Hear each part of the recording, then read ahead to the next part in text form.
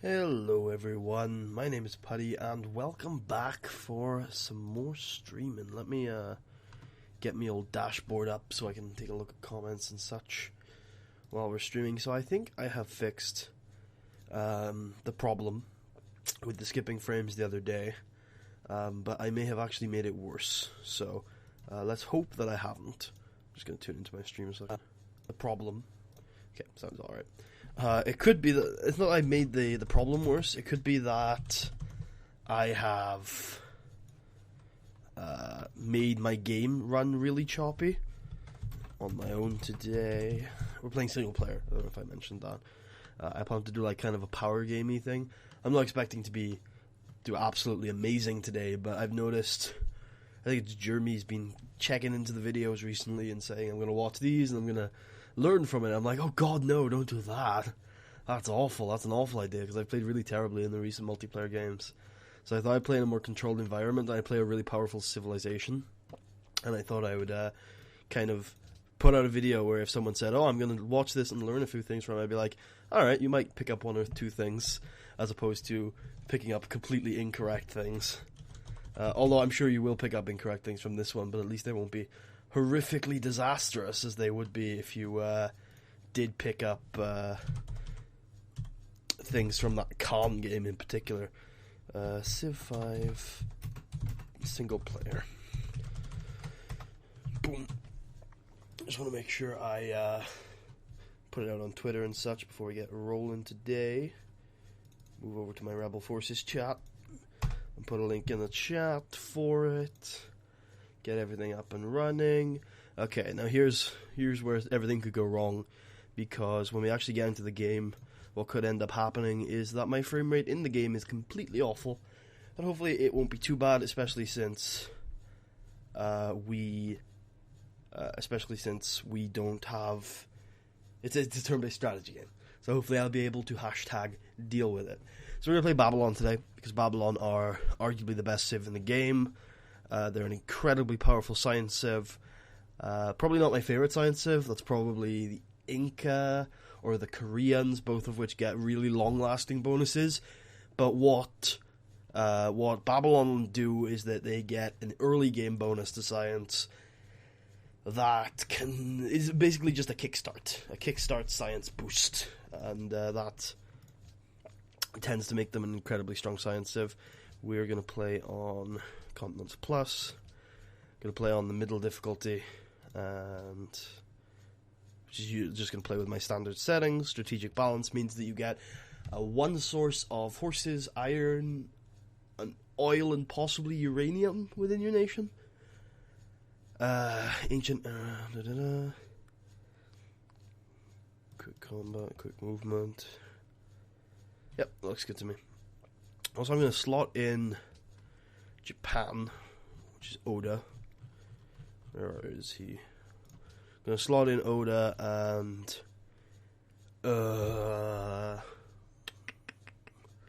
what was the other one that I wanted to play with again in the future? Poland? Poland are a really good civ, so it's not like I'm hampering the AI here. Poland are really good. Japan, not so much, but I've been interested to play with these guys for a while. Since the Marshall game. Hey Jeremy, how's it going? Yes, doing this because this hopefully is going to be a better game than we've had on YouTube in the past. So, what are Babylon? What are they good about Babylon? They get a free get a free great scientist when you discover writing. Writing is really early. Writing is the first possible opportunity for you to start generating great scientists. What this means is that Babylon get a great scientist before anyone else. I don't believe there is a chance to get a great scientist before Babylon can. So that's instantly 8 science, I think, or 6 science, more than anybody else, which is a big deal. They also generate great scientists 50% faster. That's really fast. And great scientists are really important. They also have one decent unit and a really good unique building, which means you can't attack them early. Why are we on the coast? That kind of scares me. We're also not really close to too many hills. And we're going to be doing a risky strategy that requires hills today, so I'd love to be over there, but this will do. Yes, we moved away from the coast, which tends to be a bad idea, but we're doing a very risky strategy. So the second thing I'm going to be doing today that is risky and different to what I usually do, is I'm going to be rushing the Great Library. First reason why I'm doing that today, and I'm going to stop recording, actually. Let me just do that. I'll still be streaming, but there's no need for me to be recording locally, because the streams automatically upload. I don't do this usually, because when you're playing against other players, it's usually too risky. If you get beaten to the Great Library, it's disastrous. And it can happen with the AI. You can be beaten to the Great Library by the AI, but it's less likely than other players. So I'm going to be doing it today. And the second reason, that's the main reason, is that you do not want to be beaten to it. So I usually don't, but I want this to be an incredibly good game. I want to show you guys like the highest end of what science can do in Civ 5. And so we're going to be doing that, but we're not going to be going directly to writing. The reason why we're not going directly to writing is because one of the at least I don't think we are. No, definitely not. Because one of the things that you should be doing if you're going for the Great Library is, while you're constructing it, you should be chopping down forests, because chopping down forests gets you extra production. And so we're going to be hitting mining first, and then writing, so that we can have a worker chopping down these forests for some extra production. Excellent. So the first thing I want to be doing is I want to make sure I'm working that wheat tile, because that's a really good tile to get early on, because 2 food, 1 production is just really great. You're usually going to be working 2 food tiles with only 1 citizen, and to get extra production on top of that, really good, especially if we can get out there and start improving that tile. Also, we got 4 hills within a decent proximity to the capital, which is pretty good land. If we had not been rushing Great Library and settled here, we would have been on the coast, and this is coast, this isn't lake, so it's a big ocean out here, and that's really useful. I don't like silver, but it's good for a pantheon, so that's pretty cool. And we have 2 forests, which is good for building the wonders, which again is pretty cool. And there are lots of hills to the north too, so I can see some possible expands out there. We will be playing tradition, because tradition is the generic default choice for anybody who isn't Ethiopia, Byzantium, or a Liberty Civ. So you want to generally go tradition, because it's just the best, usually, unless you think you can plant about 6 or 7 cities before turn 100, in which case you probably want to go Liberty, or you are a war-mongering Civ. Liberty tends to be better for them, even better than Honor, which is supposed to be the war tree. You might want to splash a little in Honor, but I never tend to. If you're Byzantium or Ethiopia, or just think you should be doing a lot of religion stuff, then going into piety and getting these 3 middle policies is useful, because Reformation beliefs are really powerful, especially for liberty, but as well for tradition.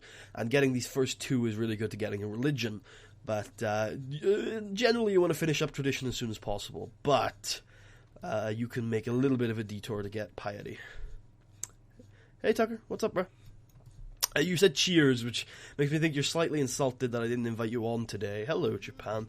I just wanted to play single player. If you want to know my reasoning, rewind the video back to the start, and I'll tell you what we're doing today. And it kind of needed to be done in single player. Also, we had a game with Marshall, we had a game with you, and I think having a game on my own and maybe having one with both you guys in the future will help diversify the series a little bit. I need to finish up a game. Oh yeah, we do need to finish up the session we had the other day, because the game is still ongoing. We will do that, but yep. So adopted tradition, which gives us +3 culture in the capital, also unlocks the Hanging Gardens, which, since we're rushing Great Library, probably won't be building in this save. And yeah, that's all we got for that, is some extra culture, which will help us get to the other social policies in that tree a little faster, which is good. It means we're going to be adopting a policy every 5 turns, or roughly, at the current rate. We met Japan, which isn't great, because they're like there, and I would have liked to settle like there. Oh, I do this a lot, actually. I like count tiles on my streams, and I never really explain why. I like every city to be 4 tiles away from each other. It tends to maximize, like, only 4, not more than 4, or less than 4. I like to be exactly 4 tiles away from each other, because it maximizes road efficiency. Because obviously you're paying 1 gold on every road tile, so you don't want to be producing too many road tiles. But you do want to produce the road tiles, because they eventually actually give you money. And again, I would usually go double scout, because 2 scouts are really useful. You want to get exploring the entire continent as soon as possible. But because we're rushing Great Library, we need a worker out before we start producing the library, which is going to be probably around turn 15 or so. So getting the worker out now would be the best course of action. Also, possibly the worker could start improving If we get the worker out now, there's a chance we could get one production tile improved, which is obviously the hill, or improving this would give us one production. Improving this would give us one food, so probably not that. Improving this would give us one production, we don't want to chop the forest yet. So, yeah, there's a possibility we could get a mine here. But then that requires mining, actually, so that requires animal husbandry. So, in all honesty, we're probably not going to get an extra production out of this worker. But it's still good to have him out as soon as possible, I suppose. There's no argument to say they shouldn't. How many turns are we looking at until we can start producing the Great Library? 1 plus 5 is 6, plus that is 14. So we've got 14 turns. This guy's coming in 8. So in between that, we have 6 extra turns. Which might mean we can get a shrine out. Which would be great. I'd like a shrine. Shrines are incredibly useful. Okay, let's see. Can we get a shrine in 6 turns? We can. Awesome. The shrine gives you +1 faith. Without a shrine, you will not found a pantheon. Which means if you build a shrine too late, you will not found a pantheon. And not founding a pantheon means you cannot found a religion. Well, if you don't found a pantheon in time, you will not be able to found a religion at all. Now, there does not seem to be a lot of good land about. It's a lot of tundra I see up there. Tundra is not good land. So, we have to get our expands out a little choppy. I like this spot. It's well defensible. It's on a mountain. Mountains allow you to get science. Unfortunately, it's away from the wine. You always want a unique luxury. We've got 2 unique luxuries in the capital, which isn't too bad. There's a possibility I should be going for the wine. In fact, if I go 1, 2, 3, we could actually settle there, and we'd be more likely to get the wine. Unfortunately, Japan are, like, there, so... And also, we're not settling until after National College, which is late to be settling. So, we're going to get aristocracy, which is plus 15% production when building wonders, which means we'll get that great library a little faster. Usually, I don't go down that route. Let me just show you guys. We got mining archery off of that, which is cool. Also, great. What was it? The Barringer Crater, which is a pretty good wonder to settle on. The order for tradition you tend to go down is that, and then this, because this is really good if you want to get your expands off, then that, and then you finish off with that. But if you are building a wonder at any point before you finish tradition, you want to pick this up. But you want to get to monarchy as soon as possible because it helps you expand much better. That's not looking promising. We've got mining in 3 turns. And then we're going to have to wait 8 turns for the writing, so that's 11 turns. 4 turns on that. Yeah, no, that's fine. We got our math right. Guys. Okay, now we want to send the warrior home now, because we want to be able to defend from barbarians. And then we're heading up there. Head back there. Yeah, you never want to get too far away from your capital with the warrior. You do want to use it to scout out a little bit before you get your scout out. But don't go too far unless you get, I think it's 130 gold. 140. If you've got 140 gold, you can actually explore a little further with your warrior because... because... you can buy a warrior if anything fucking happens. Yeah, Tucker, if... I haven't told you before, I am an absolutely awful at descriptions, and I have to work very hard to motivate myself to make them anything reasonable, and I don't try in streams at all. If you look at my Fallout 3 series, you go to the playlist and just look at the descriptions, some of them are just ridiculous. They are the most random nonsense you've ever seen. Also, this math has worked out perfectly. We've got our shrine out, and we'll have our warrior out the turn we get to work on the Great Library. So that is absolutely perfect. I'm going to steal this worker from Japan. That might sound like a dick move. It is a dick move. But it is worth it, because we haven't found any city-states yet, because we didn't get our second scout out. If we got our second scout out, we could have headed south. We could have probably found a city-state, taken the worker off of them, which is better, because city-states are a little easier to... really? City-states are a little easier to bully than Civs are, but you can totally bully Civs. It's not a problem. Does make you a bit of a dick, but I'll take being a dick and getting this worker any day. Although this this could mean bad things. That could be, that could certainly make this. Yeah, this did. That was. That was pretty pointless, actually. Yeah. Yeah. Oh well. Oh well. We'll just wait until Japan asks for peace, which will be soon. Unless they kill me. No, that's fine.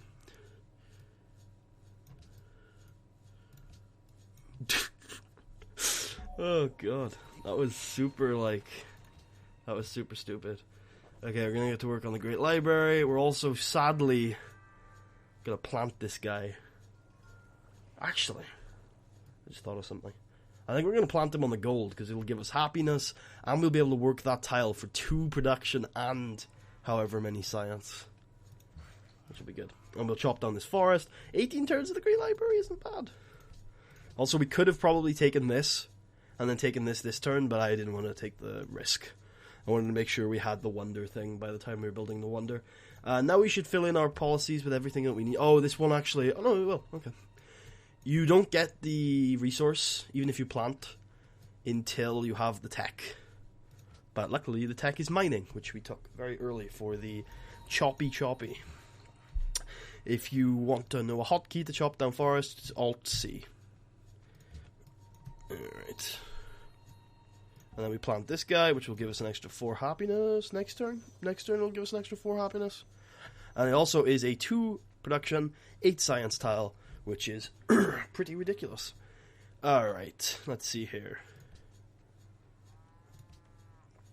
I don't think we can actually afford to do anything other than that, right? Yeah. Yeah, that's okay though. That's 1, 2, 3, 4 hammers a turn. Plus... no, 5 hammers a turn. Somehow. Oh yeah, from there. And then 3 from buildings. What buildings? The palace? Yeah. That's why your capital is so much better at producing early on than anywhere else. But... yeah, anyway. That means we're down to 13 turns, and this should cut it down significantly too. And then after we've cut this, if we have the money, which we might, then we'll totally go for... If we have the money, which we might, we'll totally go for... we'll buy this tile and cut down this forest too. So we found a Pantheon. I think I'm going to get the gold and silver Pantheon, because we've got 3 sources within our nation, which is here. +1 culture and +1 faith for each gold and silver. That's pretty good. It's alright. It's not bad. Turns these tiles into that, which is... Ooh, that's very nice. I like that. Okay. One second. I'm just going to cough. One nice thing, we got archery in the ruins. So we can go straight to the wheel, which is a really nice defensive tech. And I might. I think I'm going to grab bronze working first, though, which will reveal iron on the map and let us know where we should settle. I'm still thinking here, which is why I should actually send a scout out here to make sure Japan aren't plotting anything. Oh, hello, Japanese warrior. You scare me a tad. I'm just going to defend here. Yeah, I'd love to settle here, but if Japan extend 1 more tile out, then that would pretty much put an end to my dream. And we're down to 9 turns on that. We have 35 gold.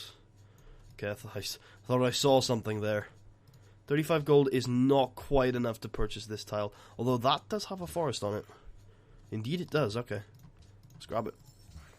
And we will send you out to cut down the forest. There. Not yet, but it's good to know that you want one. Because I will want one shortly. Not quite yet, but shortly.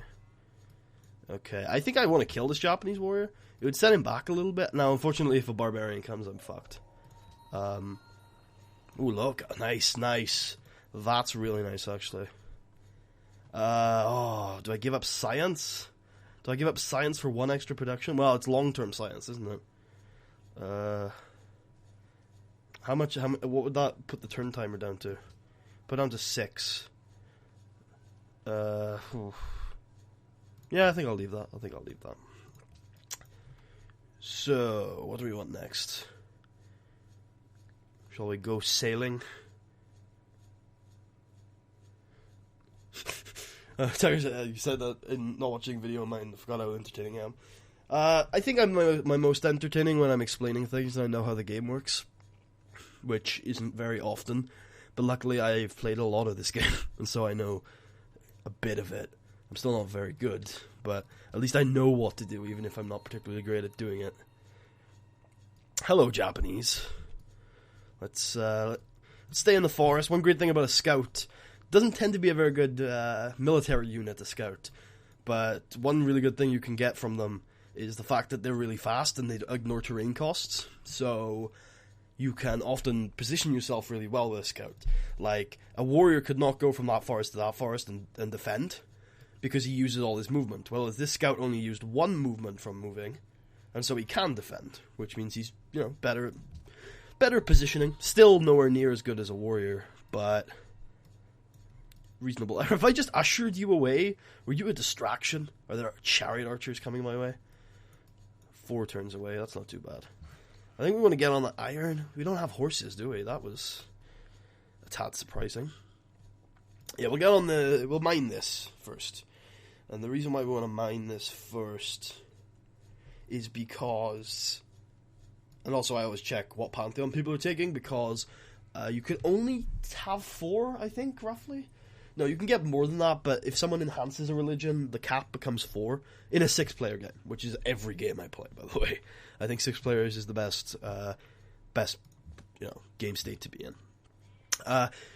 Once somebody enhances a religion, you can only get 4 pantheons total, or if it's past 4, you can only have that many. Like, if there are 5 pantheons, someone enhances a religion, you can only have that 5. If there are 4, you can only have 4. If there are 3, you can get 1 more. If there are 6, you can only have 6, but then there are only 6 players. So, yeah. But if someone doesn't get Desert Folklore, you're in for a decent religion game, because Desert Folklore is the best pantheon, basically. It's +1 faith for desert tiles, which is really useful, because that means you get a ton of faith. I think we've got a decent one, but unfortunately we're not working any faith tiles anymore, so we've still only got +1 faith. But as soon as this great library is done, we can start working less production tiles and focus on the science mainly, but it also comes with some faith. A little bit of culture, which one culture at this point in the game really helps. As you can see, like, we've only got 4, so an extra 1 culture is an extra 25%. Oh, hello. So you want to play with my magic? Okay. Well, you can just keep battering my scout in the forest there. And there is a barbarian camp somewhere. Let me check. There's the barbarian. You can tell because if you can't move to this tile, there's a unit on it, so there's a barbarian camp right there.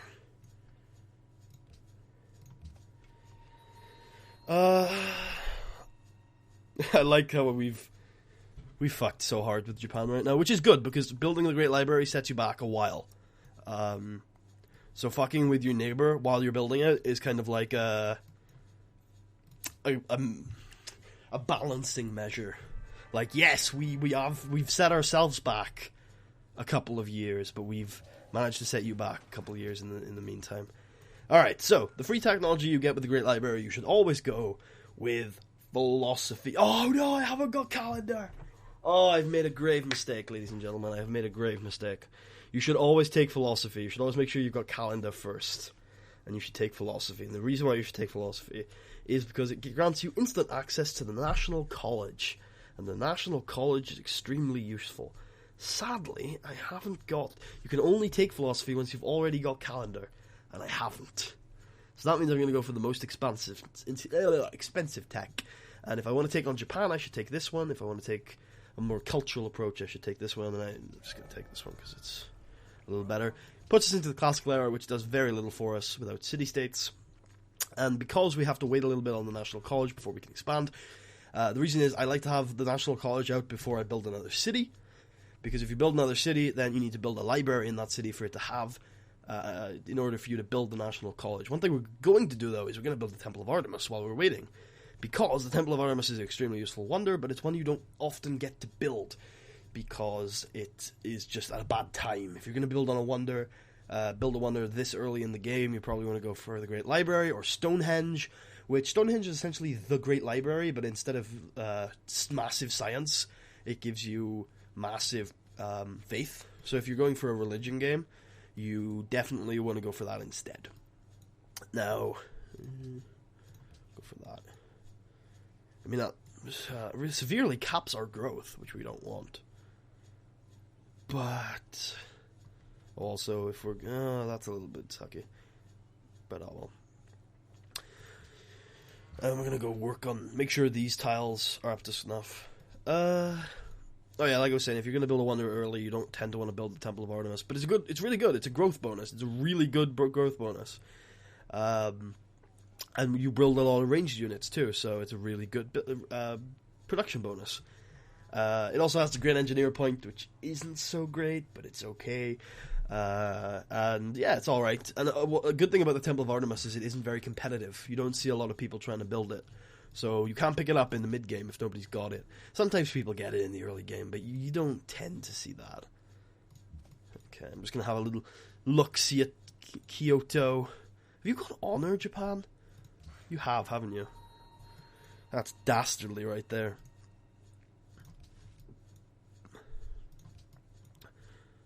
Ooh. Hello. Okay, I'm going to fortify on this hill. And we are going to see what you do with that settler. It's a glorious day, lads. And I'm going to tell you why.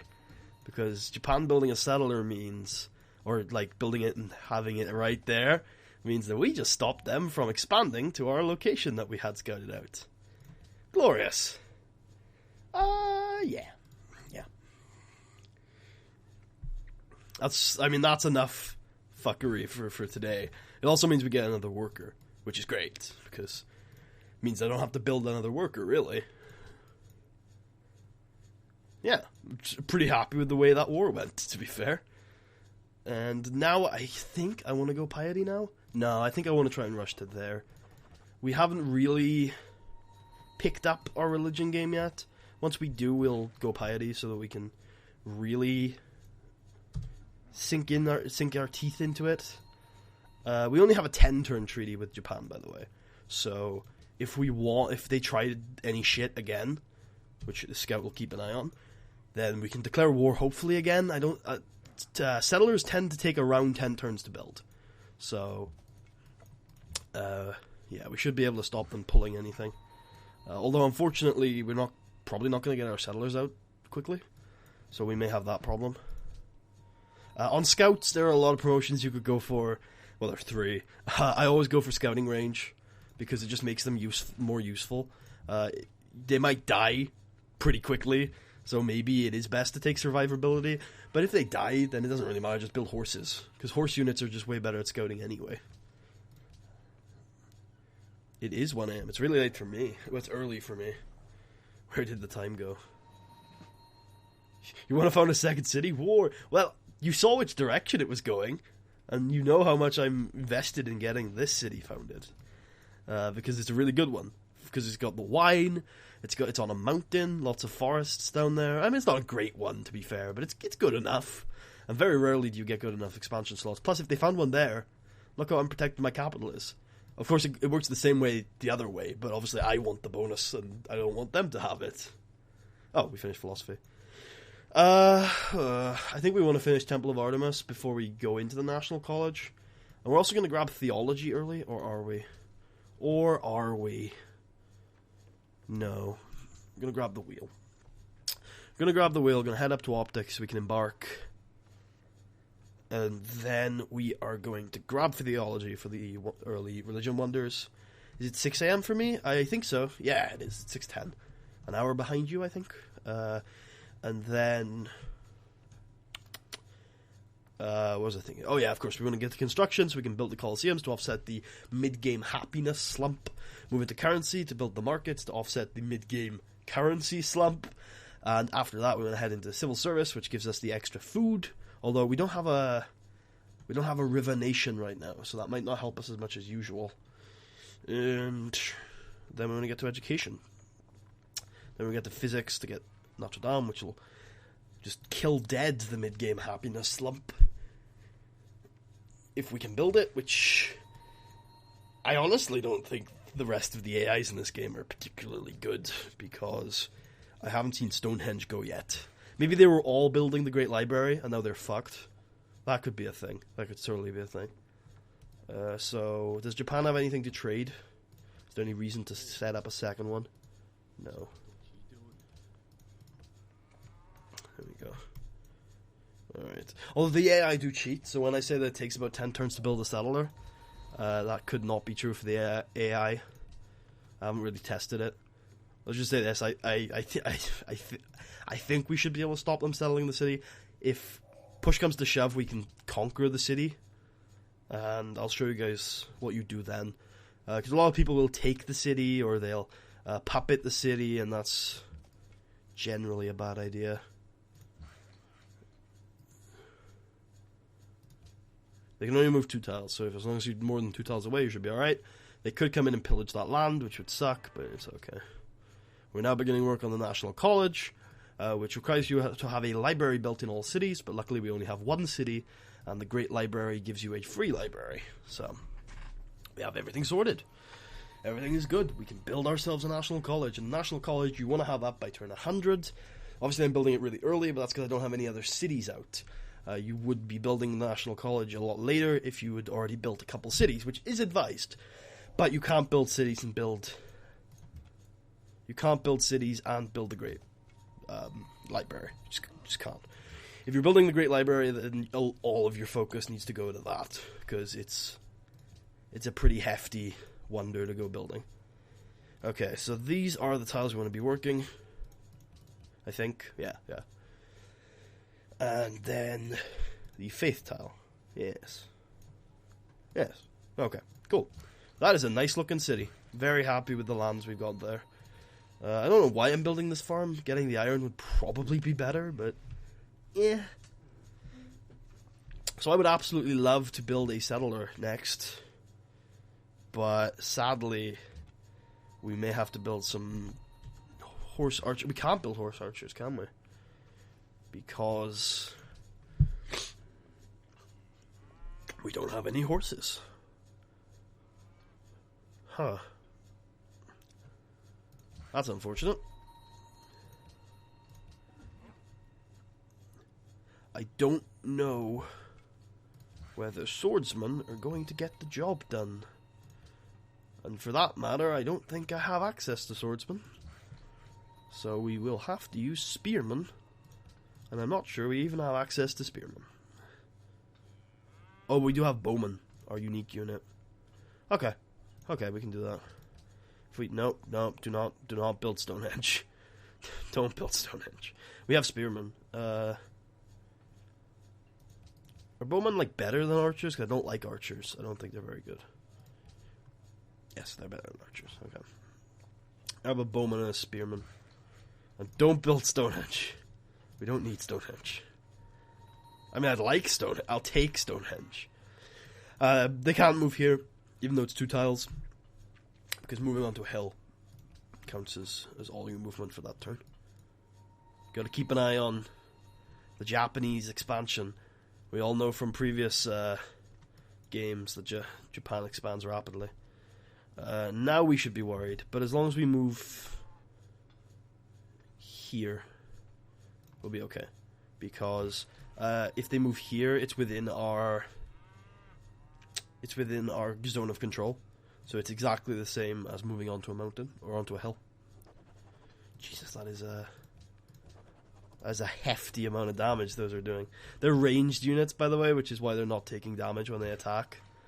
They're actually really pretty good.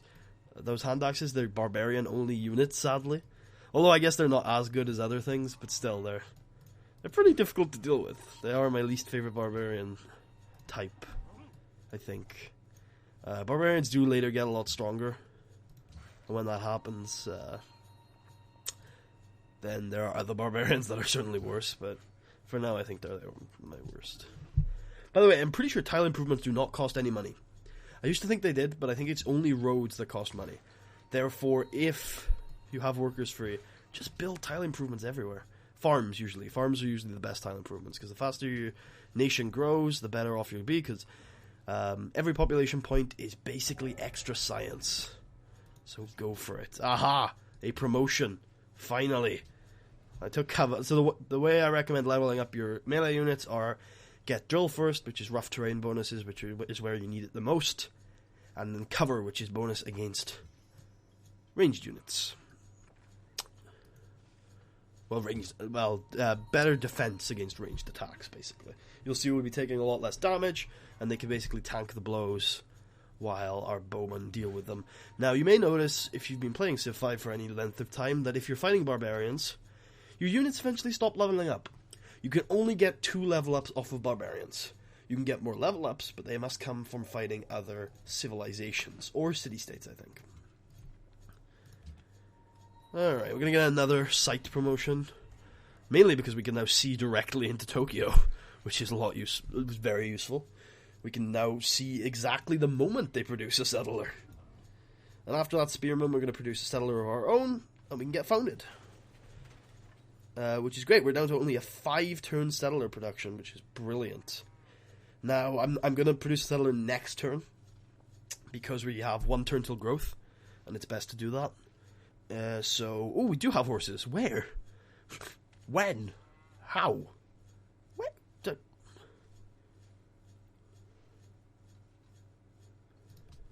Oh, we're on horses. We're on horses. That's why I didn't notice them. We settled on horses. Okay, that was stupid of me. I'm going to wait 1 more turn until it gets to 6 pop, because when you're producing a settler, you don't grow at all, and that extra citizen can be extra production. So we're going to wait a turn. We're going to put a settler in the queue, like that. And the next turn, we'll stop production of the Walls of Babylon. And we can start producing something different. A settler. And we're also going to start mobilizing towards that barbarian camp.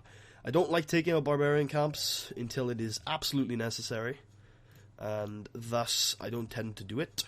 But once you have superior military might, which I think upgraded, I wouldn't say an archer, but this is a unique archer and it's slightly better. Chariot archers for sure, and of course, there was another settler. Chariot archers for sure, and spearmen can help too. And this archer is obviously better than your regular archer. It's an M&S archer. Jesus. Okay. Well, we're going to start with this camp because it is the camp most affiliated with us.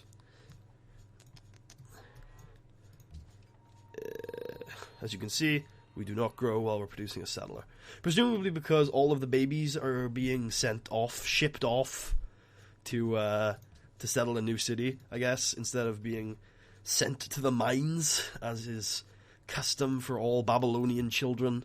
Uh-oh. Okay, well, we're just going to sit and watch, and we're going to see what they do. It's their move, I suppose. It's their move. Because I'm more than willing to declare war on you again, Japan. I will lose my scout if... Oh, no, he's going... Where's he going? What's he doing? He's just sitting there. He's just sitting there, so we're okay. Oh, by the way, if you can get marble improved before you build any wonders, marble gives you a production bonus. What Civ is this? Babylon. I'm playing Babylon, if that's what you mean. It's Civ 5, if that's what you mean. But I'm playing Babylon. It's one of the best science civs in the game. Arguably one of the best civs in the game. Inca, and Korea, I would say, would be the joint best civs in the game. And maybe Poland. But Poland's slightly weaker because Poland isn't a science civ. And science civs are the best civs. Okay, so this is a Japanese settler. I'm not giving it back to them. Who's the leader? Something starting with an N, and it's ridiculously long. Here he is. Nebuchadnezzar. Nebuchadnezzar the second. Babylon guy. Oh yeah, marble gives you a production bonus to building wonders for some reason. Or early wonders. It's not all wonders, it's classical and ancient era wonders. So, yeah. Oh, he's protecting it this time. Oh, okay. Well, we gotta act quickly. In fact, we may have to mobilize troops to stop him. There we go. Wait, what got built? Parthenon, which is a culture wonder. It's a tourism wonder. Meh. If these civs are the best, then I don't like the best. Sorry, they're really good science civs. Korea get like a flat science build bonus. The Inca get a good food bonus, and then Poland get a a social policy bonus, which tend to be quite good. Stay away! No, you will not. You will not settle a city here. I will settle a city here. Trust me, I will go to war with you over this. And I'm going to send... Actually, this worker... I was going to send him to the new city, which is a good idea. Also, we want to get 2 more settlers out. I was going to send him to the new city, but we might have enough workers already. Nah, we'll send him. The faster, the better. Okay. Well, you're heading in that direction, which is, like, kind of okay.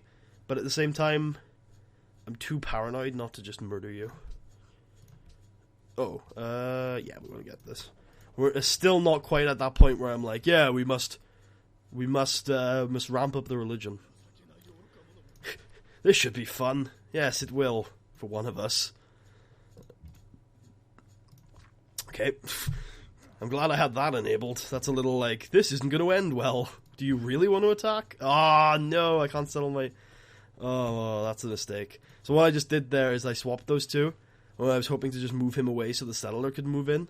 And the settler was going to, essentially... was going to move up there so we could settle the city next turn. But sadly... Nope. Okay, I thought Japan just settled. I was like, wait, what? What just happened? Okay, good. And now we are free to settle our city next turn. You want to try and settle on hills. If you settle on a hill, your city will gain 1 production that cities not settled on hills never get. It's very, very handy. Because the more production, the more kind of shit you can do, basically. So we stopped the settle, which is awesome. That is now 3 Japanese settlers that have gone out and have been stopped and are now in our possession as workers, which is a pretty good result, I say. We're going to hold off on you. You can produce stuff next turn. And yeah, we're going to start working on improvements with you workers next turn when the city goes down. Boom! I like this city. I think it's a really good city, Akkad. We're going to take that tile to make sure. So, we're on a mountain, which is great for science long term. Got a lot of forests around, which I like. We got a luxury resource, which is awesome. Means we can offset a little bit of the happiness we could have possibly have, unfortunately, been wrought with, if not for the luxury resource. And it is also a defensive city to keep us safe from Tokyo, which is getting besieged by barbarians right now. First thing you build in a new city, for me anyway, is either a library or a granary. I think I'm going to go with a granary for now.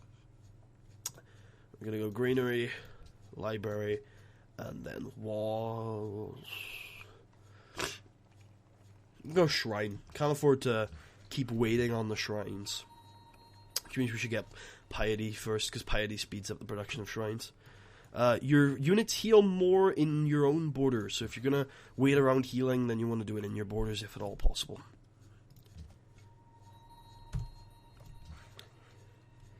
Boop. The granary is more over than you. Yeah.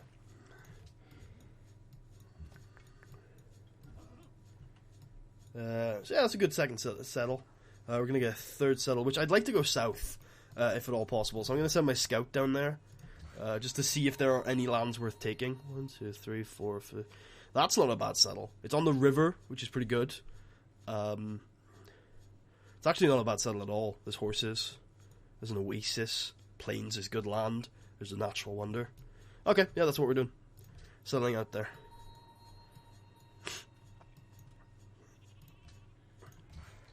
And you are going to make a head start heading out to the new city, because we have a lot of workers right now.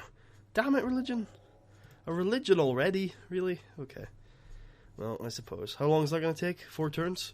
Yeah, alright. That might be a mistake, but whatever. We'll deal with it. We'll deal with that when it comes to it. That's scary. Because horses are really fast. What? Nonsense. But horses are weak to spearmen. So, boom.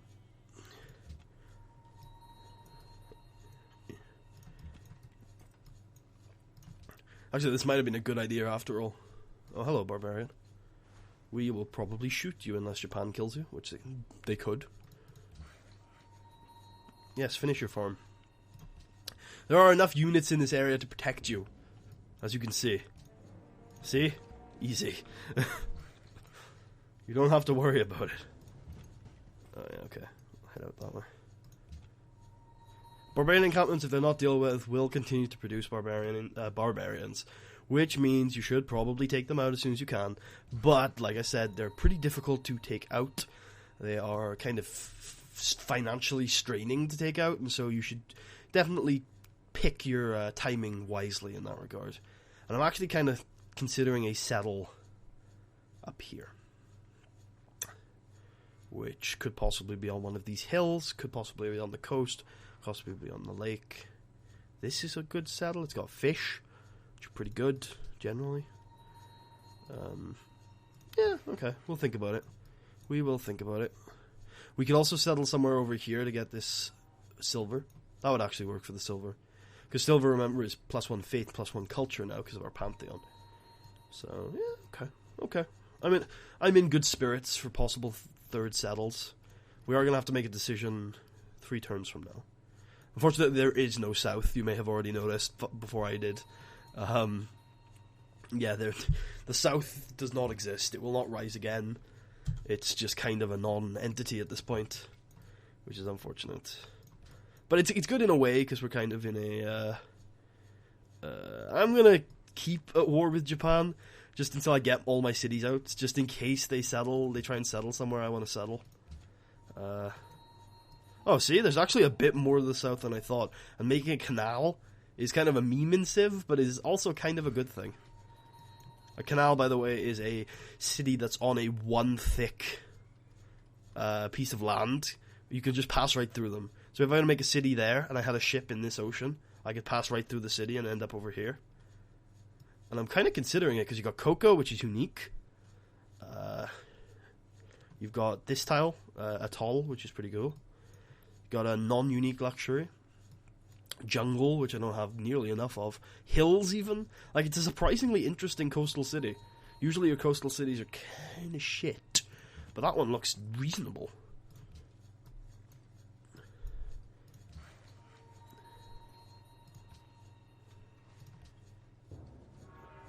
Aha! Aha! You devilish devils, you trying to trick me into the peace treaty far too early. Like I said, devilish devils. And there's Stonehenge. Finally someone takes it. Great. Congrats to you.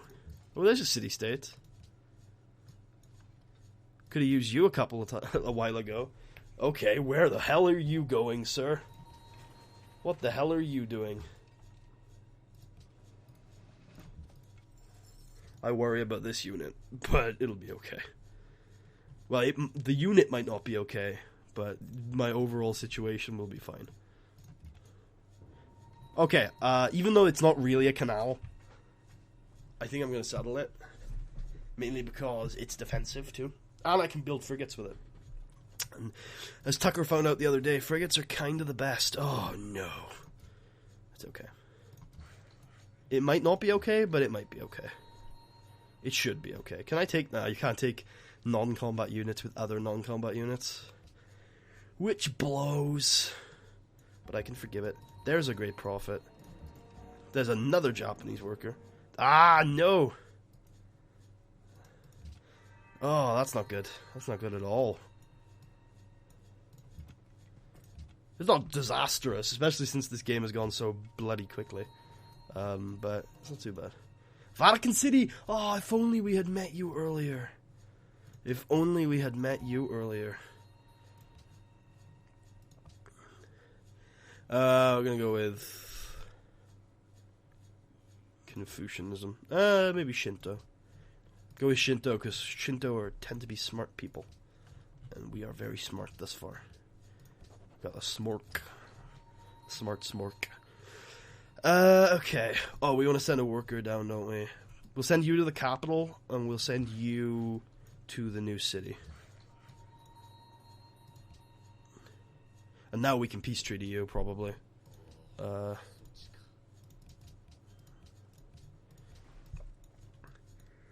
Okay.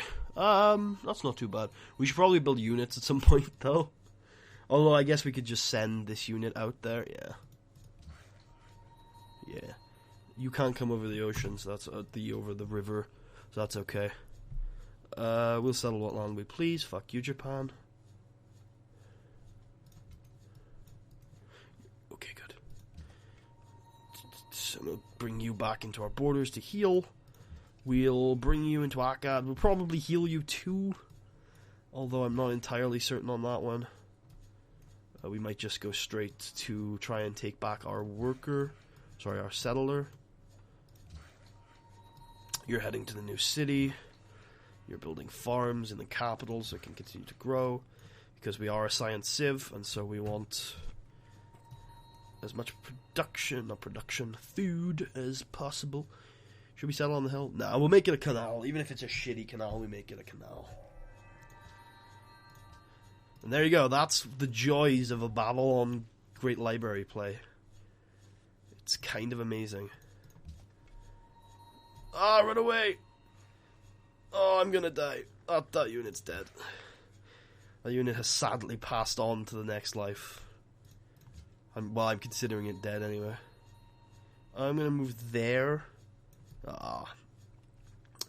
We were unable to track it down fast enough.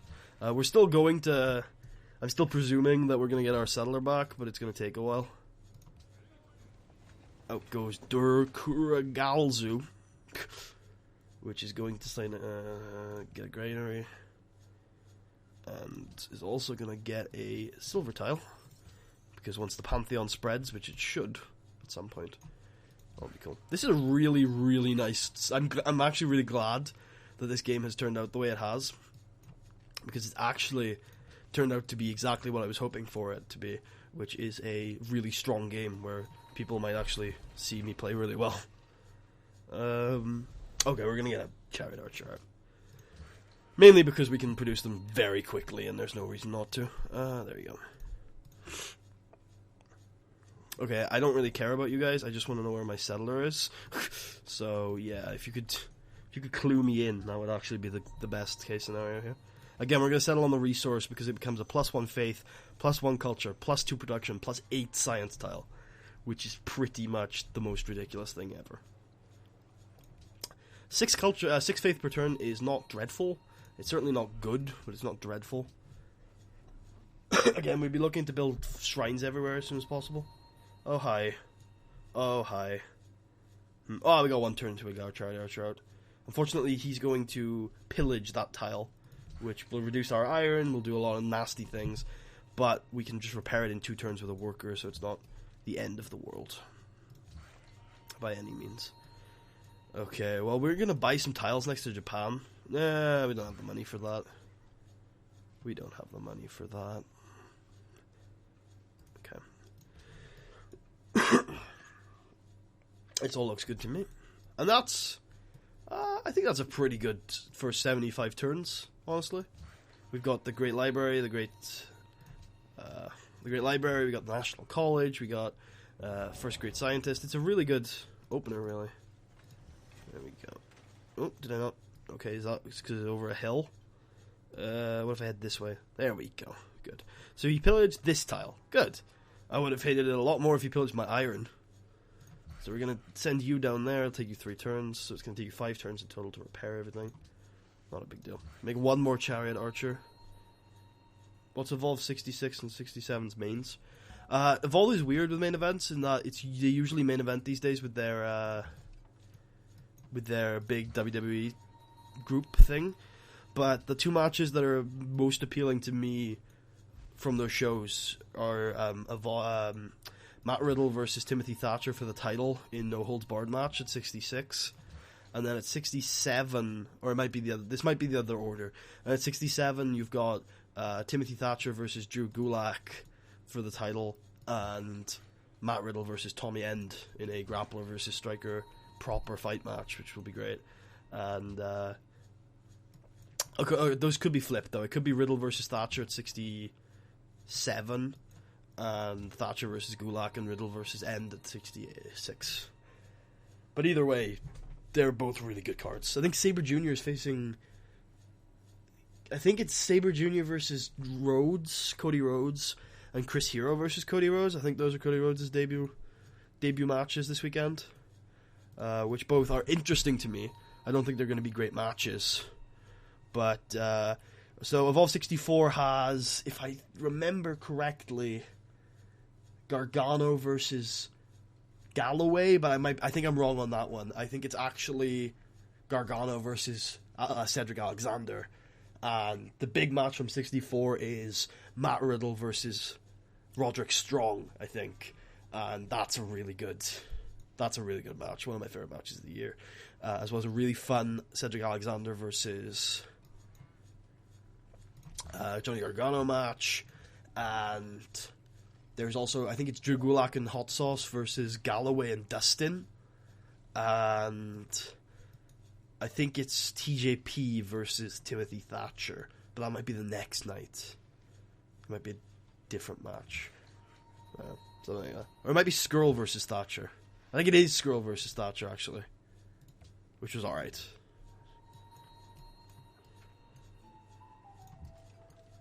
Where the fuck is that settler? Okay. Well, we will find him. He has a family. We'll bring him home. When it comes to the point that I have too many workers, that I'm using them as scouts, that's probably a problem.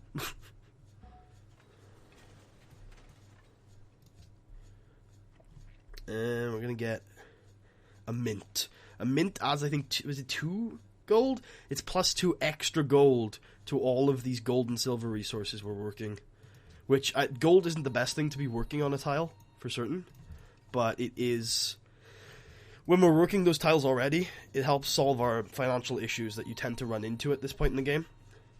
Especially as Liberty, but as anybody... Oh, Petra. As anybody at this point in the game, you start to run into issues with money. So you definitely want to take measures as much as you can to resolve those money issues. And one of the best ways to do it is to build markets. And mints, if you have all the resources necessary, can sometimes be helpful too.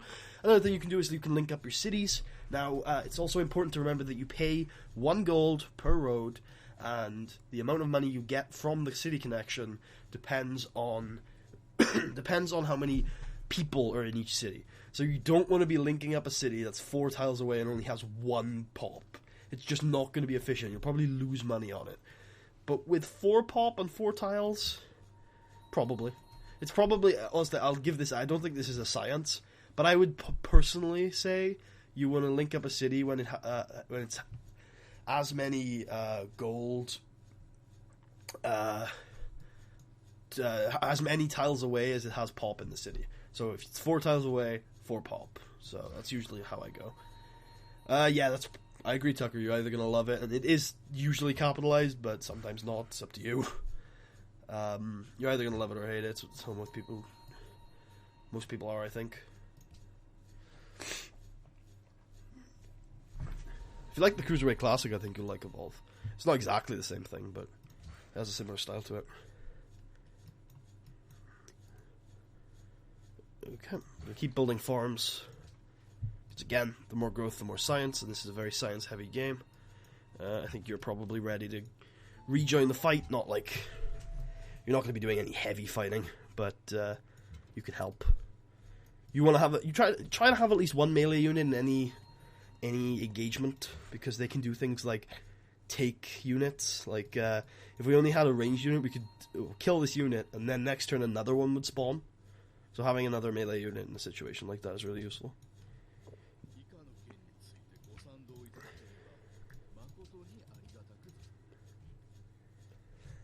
look at Japan thinking they're people. Oh good, our peace treaty has expired. Which means... I should have gone there. Oh well. Move on to there. There we go. And then... Oh, so close. We could have actually... We could have taken that. What we'd have to do is we'd have to move you to there, and then attacked, and then we could have moved in with him. Oh well. Ranged units can take settlements, but they can't take settlements and attack in the same turn. Oh, well, wait, not settlements. They can't take cities, but they can take these encampments, but not the same turn they've attacked. It has to. So that's my concern. And these camps can spawn units. So watch, next turn it might spawn. It doesn't always, but next turn it might spawn another unit. So if I ranged attacked and then another one spawned, then I'd never be able to take it. So I have to have either 2 ranged units in there or a melee unit. Well, I should get that up, actually, because Happiness is about to take a ding. Actually, it's going to take a big ding when we settle the next city. Boop. And then my my worker scout is going to, I suppose, continue scout. Oh, God. Worker scout is dead. Where did you guys come from? Did you come from this camp? Oh, hello, worker scout. See, there you go. That's why, basically.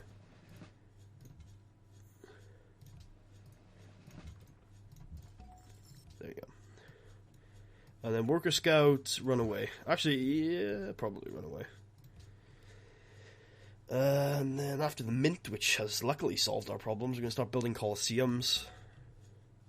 Because again, they're going to solve our problems. They're going to solve all our problems, I promise. Whoa, what happened here? That production just took a giant shit. Okay, what are you up to? Okay, next turn, I suppose. Alright, whatever. We'll wait and see what the fuck happens over there. I think next turn when, yeah, you are. I don't know if you're dumb as shit. At least you're not buying the new one. Wait, that doesn't sound right. If you're packing, you shouldn't be having time for that. Yes, that's what I wanted. Pikeman. Let's run away from these guys. Back away. Back and to the left. And I think this is a pretty safe position for Worker Scout. So Worker Scout will stay. Because Worker Scout ain't no fool. Worker Scout ain't no fool. That was probably not worth the gold investment, but I don't really care. Back and to the left a little bit. There we go. Kind of. Worker Scout, come with us. Come with us to a new dawn. A false dawn, but a new dawn. 1, 2, 3, 4. There we go. So we're settling there. So we should probably send non-worker scout. Where is non-worker scout? Hello, non-worker scout. To try and check on the Japs. The Japanese, to see if they are doing anything dastardly, as they are wont to do. And you will head out here to take those ruins. Also, I think there's at least one more there. Worker Scout is my favorite wrestler. Yeah, am I right? When Scout had that great worker period at the end of his TCW career, I was like all in for Worker Scout. Alright, there we go. Yeah, the religion game isn't going so well this game, but that tends to happen with the AI. You don't tend to be on top of everything with religion, but as long as you can kind of control your continent, that's all that really matters. I have a feeling Japan are just going to get so caged in. 1, 2, 3, 4. Oh no, it's meant to be 1, 2, 3, 4. There. Okay. Cool. There you go. Oh, we can't enter. Oh, that's okay. That's okay. We can't enter ocean tiles yet. I was like, oh no, we can't make it all the way over there, but we can. There's the last barbarian, and there's a camp. There we go. That's why they kept spawning. Okay, Akka is going to be linked up next turn, which is good. We'll probably... Oh, damn. 1, 2, 3, 4. Oh, well. We'll probably wait another pop for him, then. What I was saying is... Oh, what I was thinking of doing is linking up... You can link up cities without roads using harbors, but you can only do that if you have 2 coastal cities, basically. There are other things you need, but the main thing you need is 2 coastal cities. You can go aid worker scout. You can go aid non-scout worker. You can just, like, kind of sit around. Oh, there are furs up here. That's something I didn't realize. So that means we can settle into... Okay. I feel a little more happy about this city settle now. We're still going to do it here, I think. Or maybe here. No, here. Yeah, because then we're in range of everything we want. It's not a bad city settle. I'm actually really happy with these lands. Oh, I should mention, since this is more of a tutorial kind of thing, you should only, as a tradition nation, you should only settle 4 cities. Because you get 4 free monuments, and you get 4 free aqueducts, if you see there. If you settle any more, you can settle more, but it gets to the point where it's not really worth it, because every city you settle increases your social policy costs, increases your technology costs. Settling cities is generally not a good thing. Generally. You want more than 1, which is why Venice is such a terrible civ, but you want to try and keep it to a minimum if you can, because it means that you're just generally better at advancing. So, generally 4 as a tradition civ is the way to go. Okay, let's us consider our options going forward. Generally, the best thing to do is go for your science techs, but you don't want to fall behind in the other types of techs. So what I'm going to do is I'm going to go astronomy, then into printing press. Astronomy lets you explore the world, which means you can meet every other civ on the map. Printing press lets you found the World Congress, if you've met every other civ on the map, right? So you generally take these in pairs. Banking is a good World Congress wonder as well as being just good for money. And then we move... navigation is good if you're going to be doing a frigate rush, which frigates are deadly. They're awesome. But I'm not going to be doing a frigate rush, probably. So I'm going to take scientific theory first. Fertilizer is a lot of food. Move into electricity for a... actually, one second. Astronomy first. Then printing press, then go into banking. Scientific theory, we're going to go electricity before we head into fertilizer, because then we can get a ideology. Catch up on that, possibly go culture game. That for the production. Move into dynamite for a possible artillery rush. Tucker has put a weird face in the chat. Okay. You want to move it into our borders that will be expanded next turn. We are... No, we're not at war with Japan anymore. Good. Yay, 13 culture. Not that useful at this point in the game, but useful. Useful enough. Useful enough. Does Japan have anything to trade us these days? Nope, Japan has nothing, because Japan is kind of the worst nation, and they're not going to do anything. You and your frigates, you dirty whore. Hey, you could do the... Look, I will tell you my secrets. The units that are absolutely deadly for the period of time, the only units you want to consider going to war with are, in my opinion, chariot archers, frigates, artillery, battleships. Some people say nukes. I don't think they're very good. But definitely stealth bombers, and the best unit in the game is the XCOM squad. There you go. Those are the units I would recommend going to war with. Otherwise, it's just too ineffective.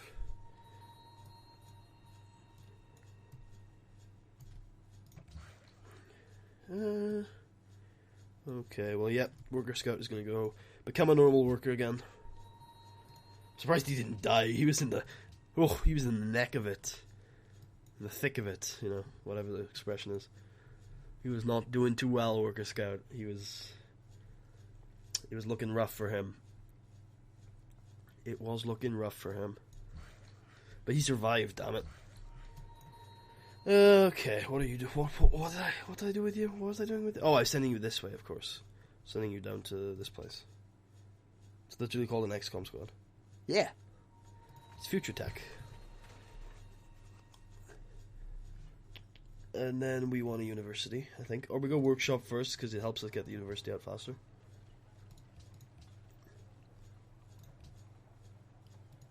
There we go. Oh yeah, we have a religion. I kind of forgot about that religion.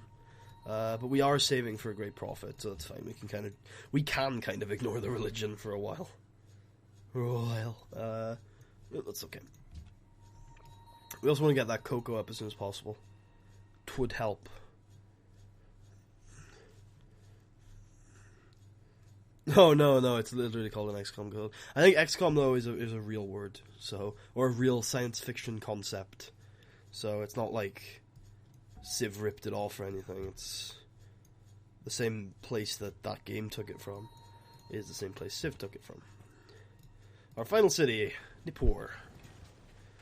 And we're going to build the same order things here. Granary, get that on. Not an amphitheater, not yet. Granary, library, shrine, walls. Go Colosseum before walls, because we're currently in happiness issues.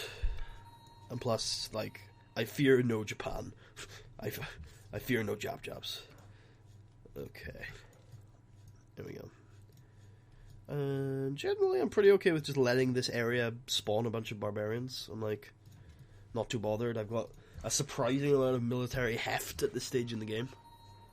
So it's not really a big deal.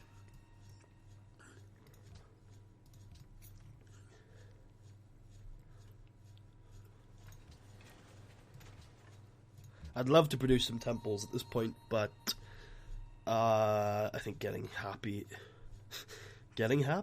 is a better endeavor. I also think we should probably go on auto-explore with this scout. But not yet. Not until we discover navigation.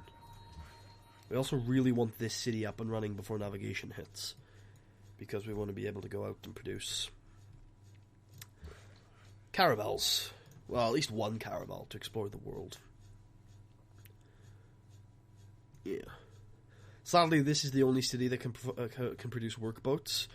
So we'll need to produce 2 workboats from this city. Which is going to be rough, because workboats are really hard. They're really bad production. They're usually things you don't want to build. Speaking of bad production, that's this entire city right now. Oh well. Not a big deal. Did the Pantheon spread here yet? No. Oh, Japan have a settler. I'm just gonna let him settle and see where it goes. I gotta be honest. I'm very intrigued.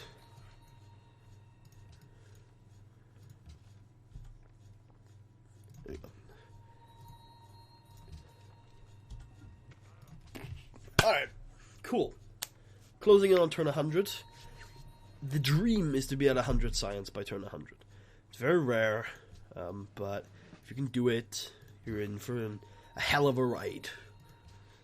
It's a good number to aim for, even if you very rarely, if ever, will hit it.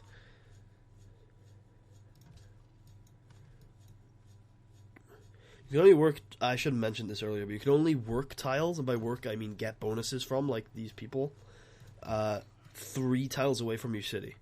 So I can't work this. I can get the luxury, which means I can trade it away, but I can't work it. I can't get the faith or the production out of it.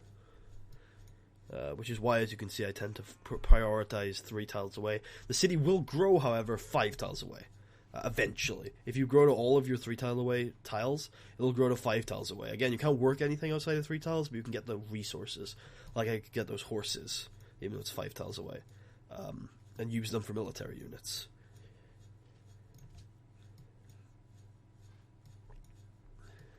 Vatican City wants Shinto. Well, I believe it should be spreading slowly. I should mention pressure.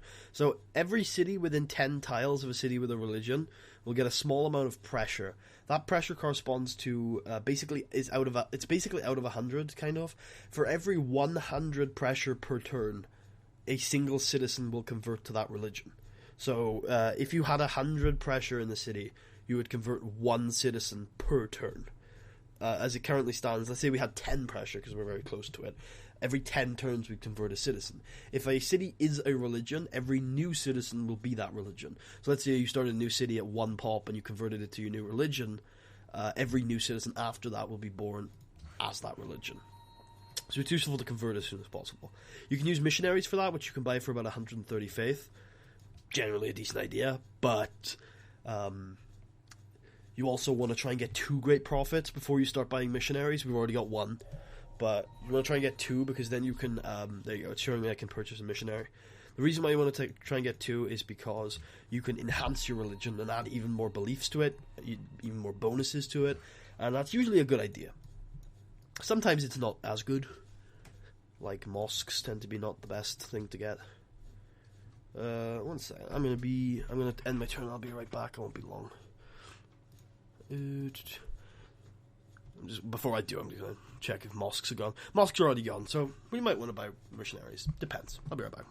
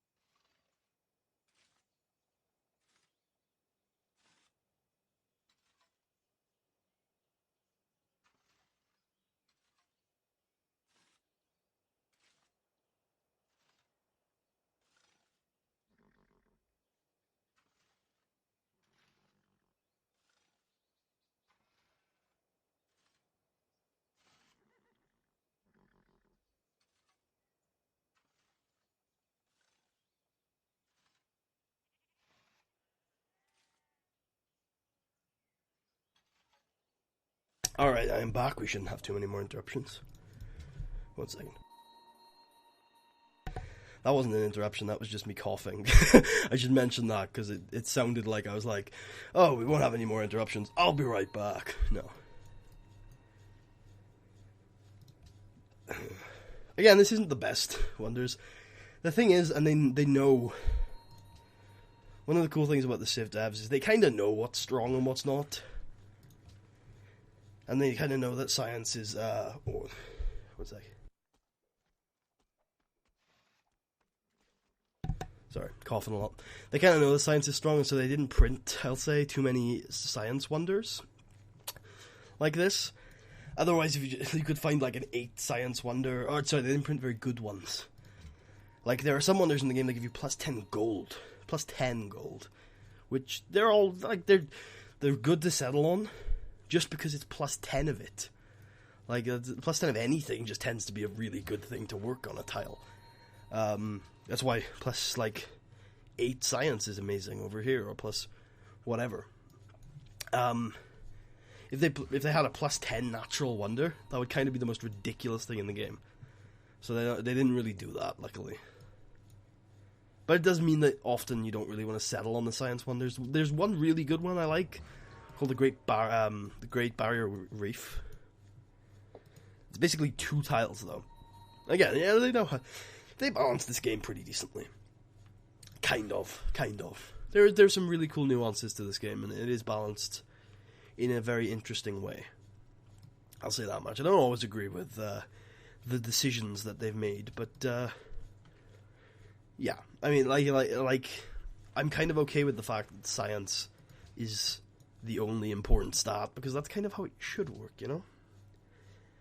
Alright, it's time to start queuing.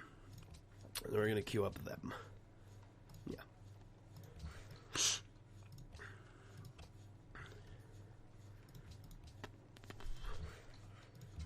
Oh, that's unfortunate, actually. we are going to have to add a caravel into that queue, because caravels, well, a single caravel, will be very important long term. Yeah, this will be good to put up later. Even this opener is extremely important, because once you get to this point in the game, where you've got 86 science, and you're doing really well, and you're at astronomy, and you're about to hit the point where you could possibly do a frigate rush, that's where you start to make choices of your own. And it's like, you don't really need to do the whole mass science thing anymore. You've kind of got your science sorted. Just build science buildings when they're available, and you can just make choices like, do I rush frigates? Do I rush with artillery? Do I hermit and do culture? Do I hermit and do religion? Do I hermit and do science? Do I go for science victory? Do I rush XCOM squads? Do I, rush battleships? Do I free some city-states? Do I explore the world? Do I rush a diplomatic victory? Lots of things like that you can start making decisions about.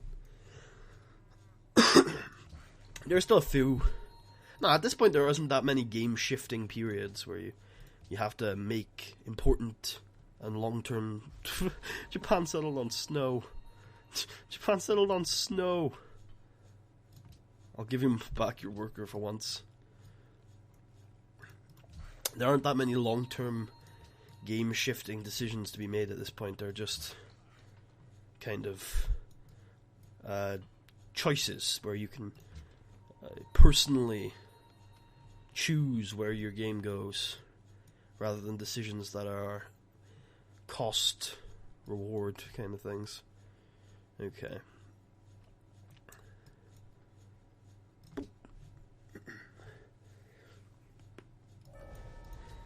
We are in the Renaissance era. We have got a religion in another city. Nippur, awesome. That means every citizen that will be born in Nippur will be of that religion. Awesome to see. Very useful. I'm going to add a caravel to the queue. There we go. I'm going to send you back, because I have no really... You're not my scout at this point. You settled the worst city I think I've ever seen. That is the worst city I think I've ever seen. Notice how all of these tiles are useful and have things that are important. None of these tiles have things that are useful or important. They are completely useless tiles. This is the worst city I've ever seen in my life. Jeez, I'm so sorry, Japan. I really messed up Japan. I mean, why didn't you just settle over here? I guess you probably couldn't. 1, 2, 3, 4. 1, 2. You could have settled here. I mean, it wouldn't have been nice for you, but you could have.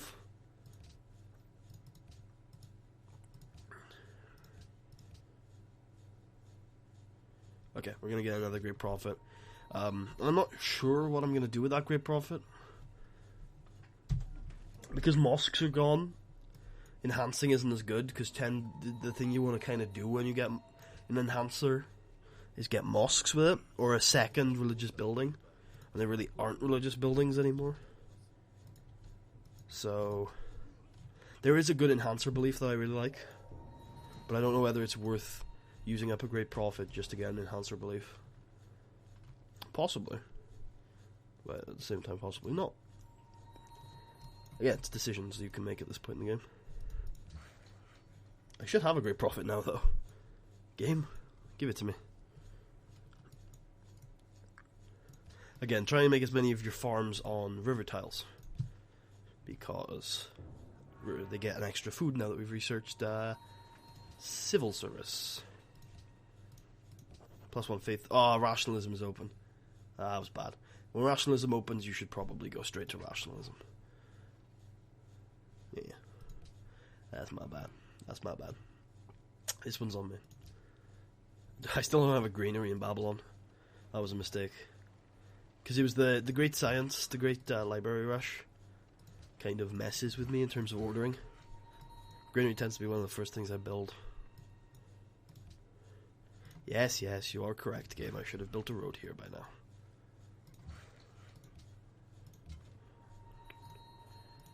55 gold is a reasonable reward for this exploration. Oh, and by the way, now that we've explored, now that we got navigation, your embarked units, unless they have to be at home. Let me just check this. If it's not the case, I'll just explain the mechanic to you.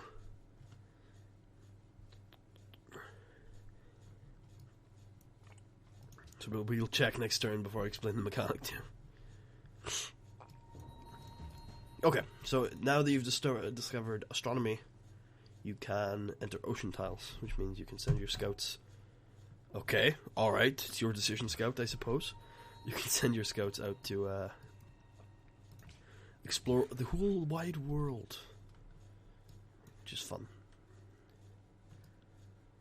And this city is pretty much done. It's not going to grow that much, but it's got enough food, I think, to sustain itself. Seriously, Japan, why didn't you settle on the river, on the tundra, next to gold? Like, do you really need a coastal city? You have a coastal city. Okay. Actually, I suppose that was kind of smart, because it means you can send food. But at the same time, like, there might be a blocker up there, even. But even not, I'd still take the bloody tundra.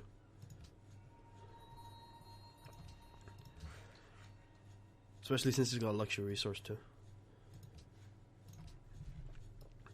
Again, I waited for 5 for this one because it's 5 tiles, as opposed to the 4 tile gap I like to keep between my cities generally. Also, we have a spy now, which usually I would send to a city because getting free texts is always worth it. Even if you never get them, having a chance to is probably worth it. But because I'm so far ahead of the only other Civ that I know in this game, I don't feel like it's worth it. So I'm just going to counter spy. Because Japan are totally going to try and spy on me. Honestly, part of me wants to put Japan out of their misery, but it would mean I'd have to take Tokyo. I don't want to take Tokyo because it's worthless. Unless they build a wonder. I should probably put a spy in Tokyo to see if they build a wonder. But I doubt it. We can also see. They're trying to build a great lighthouse right now, it looks like. Which a great lighthouse would be cool. But look how bollocks that land is, though. We're gonna get furs on our own anyway, unless Osaka beats us to it, which they probably aren't. It's not that garbage, actually. But it's pretty garbage. I'm half tempted to go take it, but another part of me is screaming, no, no, no. It's a bad call. I don't know which part of me is going to win. Probably the warmonger inside of me that's like, yes, go, kill them. They tried to settle your land. Is that crabs I saw? No. Sadly not. I never get sea resources.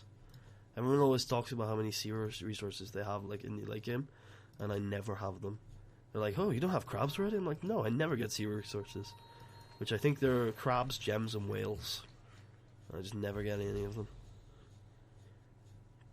Oh shit, nobody's got the hanging gardens yet? Okay. Well, I imagine I won't get to the hanging gardens, someone will beat me to it, but it's worth a try, because hanging gardens is ridiculous. It's a food bonus, which is essentially a science bonus. So, yes, always.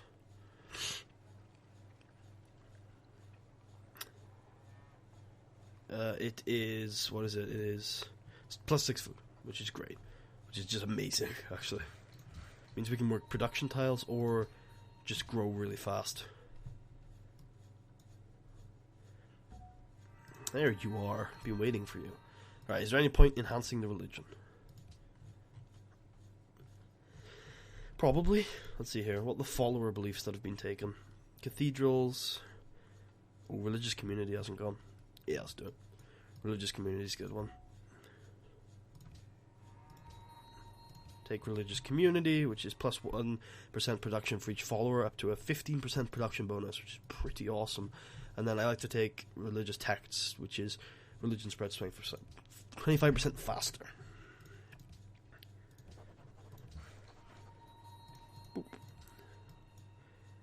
What that means is basically it'll spread faster, so as you can see we can spread Shinto to Japan, and as soon as it's like spreads to enough cities, the pressure will be so much that nobody can convert any of them.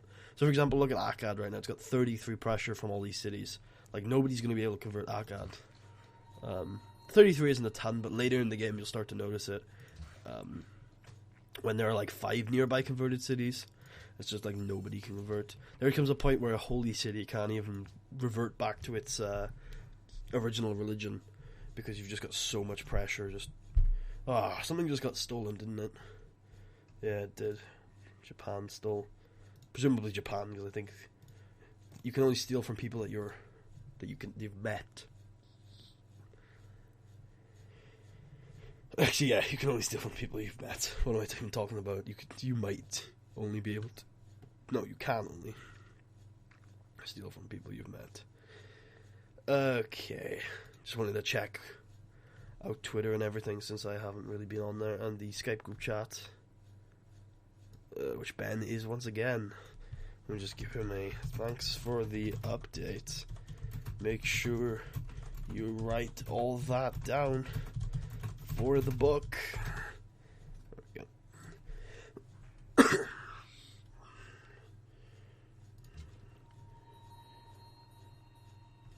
I know, right? I've been talking about it for ages. All that snow. Jeez Louise. Boop.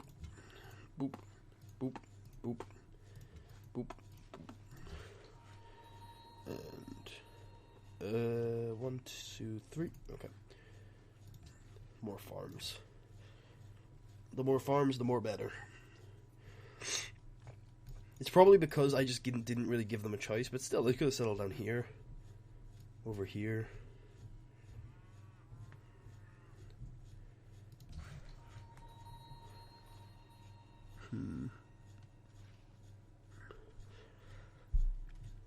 I've just got so many workers. It's probably worth deleting a couple. Yeah. I think they take up maintenance. It's like, okay, what the fuck just happened? Okay, nothing bad. Nothing bad. I like how as soon as I delete a worker, something requiring a worker crops up.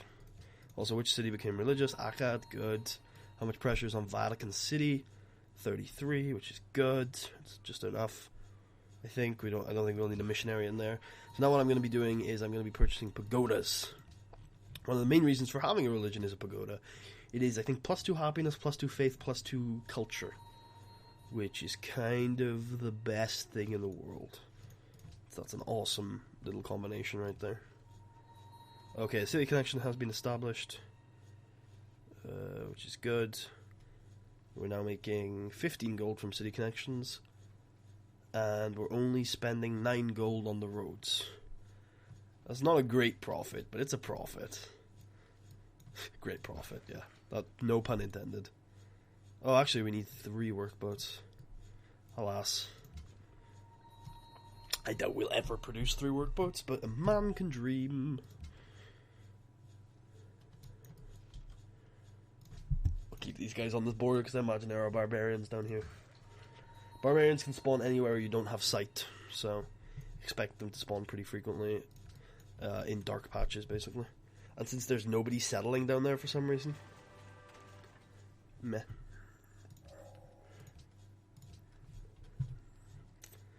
Okay, we are going to want to build all of these if we can possibly do it. Now, I'm not sure we're going to be able to, but we're going to damn try. Definitely want that into that. Definitely want that. Might want to try to do that. Okay, why are you working the workshop? Okay, we're going to change that around. Okay, I think we're going to try and put Oracle first, like third. So this is going to be, as you can see, this is pretty optimistic right here. I'm actually going to switch to production focus, as much as I was planning on not working the workshop. I think I'm going to switch to production focus just so we can try and get through this stuff a little quicker. And also we might generate a great engineer off of it too. But we want the Great Mosque of Jen, followed by Borobudur, to hopefully spread our religion a lot faster. That would be cool. Oracle will give us an extra social policy, which we can catch up on rationalism a little bit. Notre Dame is 10 happiness, one of the best happiness wonders in the game. Hagia Sophia is a great prophet, which will be useful for our faith production. All very useful things. I would love to have them all. I think they're all useful, but I doubt we'll be able to get them all. But we will try. We will try our damnedest. Okay, we want to build lumber mills, I think, because they're extra production. I don't know why I haven't been building lumber mills prior to this, honestly. They are pretty useful. Oh, lovely, actually. Also, I can show off the canal. Lovely, lovely canal. So, as you can see, it's in this ocean. Now it's in this ocean. Yay! We'll go after this thing. This, by the way, will just murder... I'll just murder pre this era units. We're gonna go for Machu Picchu over here in Akkad because it's a really big gold bonus for city connections, which is something we totally want. Especially because we haven't been doing particularly well in terms of the old gold. Oh no, Bador has been taken, which makes Great Mosque of Jen not that useful anymore. But we'll still build it because one, it's a faith wonder, and two, it's useful for spreading your religion later, which is something we're probably going to want to do with the fact that we are separated, isolated from other civs. I forgive you for your spy's activities. I think I just killed a Japanese spy or something. Okay, that's dead. Good. And now we can press the E button, which is auto explore, and whoa, truffles and sugar. That is very much the potential for a 5th city saddle right there. It's completely unguarded too. Hello, Manila and Hanoi. Would you like my religion? Have I told you about my Lord and Saviour, Puddy Christ? No. Haven't I? Ugh, that's a travesty. Hello, Ottomans. How goes it over there? Pearls for wine. There we go. Where are you on the world? Wow, we clearly met one of their units then. Yes, okay, interesting. So this is pretty much an uninhabited island with 2 unique luxury resources. Damn, that's pretty tempting, to say that much. Okay, we got Great Mosque of Jen, which is okay. Certainly not as good as it was when we could still build Barabador, but that's okay. We're also going to get the Oracle into Notre Dame, into Hagia Sophia. I doubt we're going to be able to pick up Hagia Sophia because, one, we're building it 3rd, so we're like 20 turns away from it, and 2, it's a pretty competitive wonder. All of the religious wonders are surprisingly competitive, actually. I say surprisingly, but yeah, all the religious wonders, all the AIs kind of want them, so it makes them hard to pick up. Yep, I thought you were building the Great Lighthouse over there. Hello, Celts. I love the Celts. The Celts are a pretty good religious civ as well. When I mentioned earlier about things you should be going piety with, I didn't mention the Celts. And I think Celts are another one. Anybody basically where you got a strong religion game. Colossus, that's a good wonder, but you can only build it in sea cities, and I just didn't have the production down here in this place. Okay, I'll go Temple into Colosseum, into Walls of Babylon, into Circus, into Market, into Lighthouse. Move the lighthouse a bit further back because it's such a coastal city.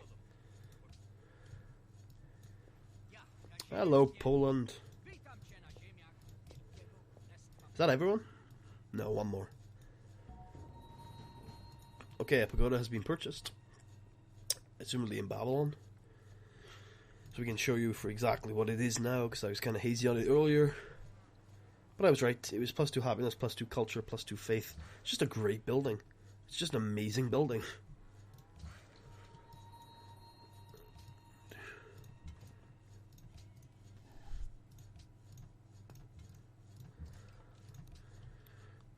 Like I said, this border is going to be a little hard to defend right now. Awesome, all of our cities are now religious.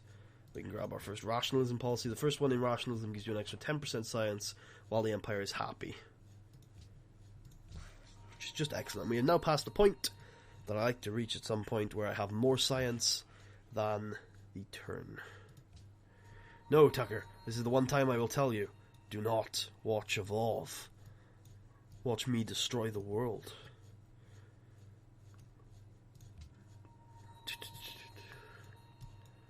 We want to stay on the border. Oh, that was a mistake. Oh well, at least it was cheap. I was like, that's a mistake. Proceed to do it with every one of my units. Oh well. At least they're really strong for taking out those barbs now. Oh, there you go. Should we take out the ensuing Japanese? Part of me really wants to. To the point where I'm marching my soldier over there to see if I can. There's like K. Oh, you can go watch it if you want, I don't really care. But you're active, reasonably. It's always fun to have somebody active in the chat. Also, Poland are... Oh, I thought they were on this continent for a second. They're not. They have a religion, though. The Ottomans have a religion. And the Celts, of course, have a religion. So I guess the guy that we're about to meet hasn't got a religion. Or Gal. Although Oh, there's Tokyo. That is a blatant attack on my interests, I feel. It's also a coastal city. Yeah. Actually, is it a blatant... It kind of is a blatant attack on my interests. 1 second. Let's protect our interests here. Interests protected, actually. Oh, we can't. Yeah, whatever. Yeah, whatever. Poland looks like they settled in Mordor. Ah, damn them Poles not settling on the river like they should. I'm next to the mountain. That's terrible. I mean, it's not a bad settle next to some hills, but by the river or on a hill next to a mountain would be a great settle. Watch our money shoot up when we build Machu Picchu. It should be a reasonable shoot anyway. Boop. Our affairs are none of your business, Japan. I usually pick the very, peaceful, oh yes, we will listen to your demands. But Japan are so weak that I really don't give a shit. Most civs are could they take us, could they not? But Japan are, one of the weakest in the game. So, this observatory, you can only build it in a city next to a mountain. But it gives you plus 50% science. And no, we're not getting any ASMR gameplay because my throat is too scratchy right now. Very coughy. And if I try and do that, then it's just going to make my throat worse. Which won't be fun. I wonder if Japan are actually going to get 4 cities off. Venice! Oh, hello. One of the things I love about Venice is they can buy city-states. And that means there are a lot of city-states to liberate. It's a very nice city there, Venice. Oh, that's the holy city for Catholicism. Which means that the Ottomans are not actually the originators of Catholicism. Right, okay, cool. Means the Ottomans would totally be down for some Shinto. Which makes the Ottomans cool people in my book.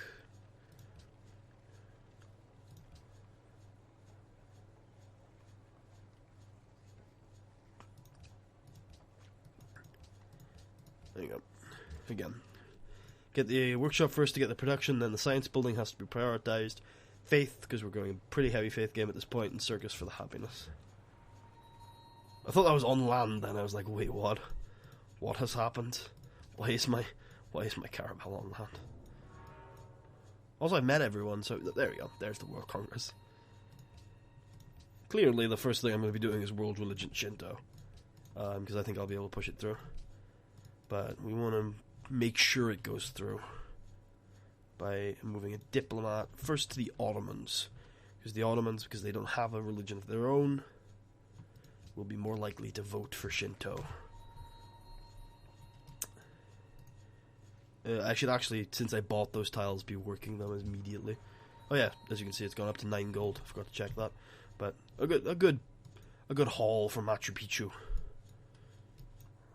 Let's purchase that tile. Yes, everyone who's got a religion is going to get mad at me. But I'm over here on this island. What the fuck are you gonna do about it? Shooting our happiness, which is great. All that's very meh.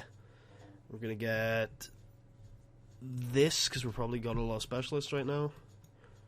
Then we're going for Hagia Sophia, which will get us another great profit, which is always good.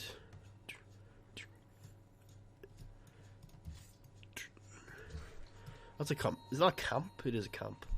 Okay, I'll probably go take that out at some point. Okay, I'm going to put him on auto build, which is A as a hotkey. Same with him. Hello, Ottomans. If you want my silver, you can definitely have it. But wait until I've got a diplomat in your location so that I can sell you a vote for some silver. Look, everyone, chill. Give me some time, bro. I will come to you with the offer for silver. Trust me, when I'm ready to sell, I'll sell.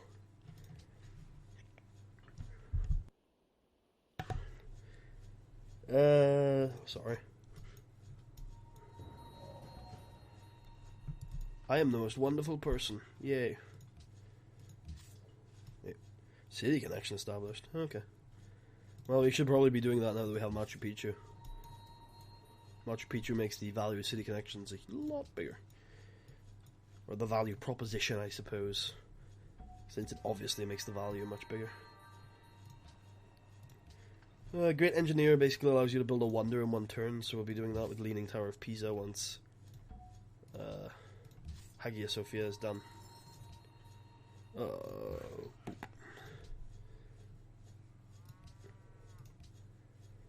That is completely out of the range of all of my cities, so that tile is useless. No war. Chill your tits. Also, I think I just purchased another pagoda. Oh, the pyramids, thank God, it wasn't anything important. Hagia Sophia, yay! Another great prophet. This great prophet is going to go down. Where is he going? He is going there. Yes, which turns that into a +1 food, +1 production, +6 faith tile. And here we are going to build Thatcher versus Skrull. Yeah, Thatcher versus TJP was definitely better, but then Riddle versus Strong is on that card, which is just balls to the walls awesome. The fuck? Okay, well, we're not going to stand for that, quite frankly. That ain't happening.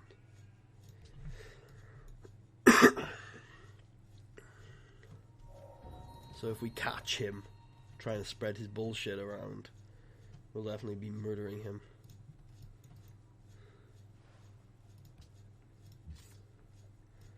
And we'll heal you up. Shouldn't have too many threats.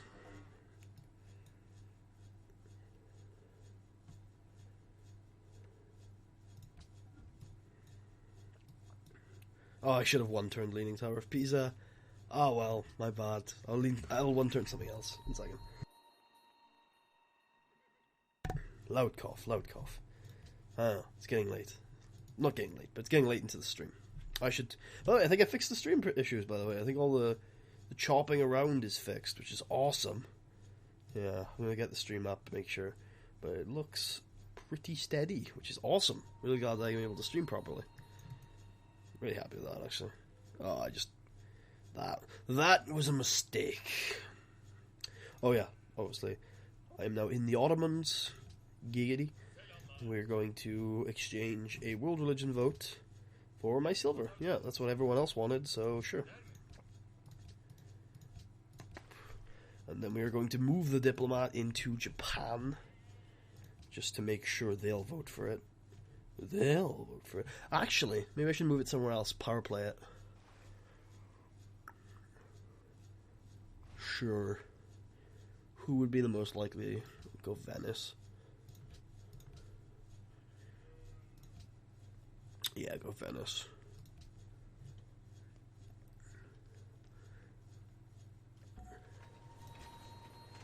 Okay, so we've now bought all of our pagodas. So now I think we're going missionaries. Or maybe another... Actually, we should get another great prophet. Yeah, get another great prophet. It'll help our faith production. Go. It doesn't matter where you build the Circus Maximus, so I'm considering it, but we'll build a zoo first. Plus, we don't really need any happiness right now, so we'll build a bank. I know we don't need money, but we can never have enough money.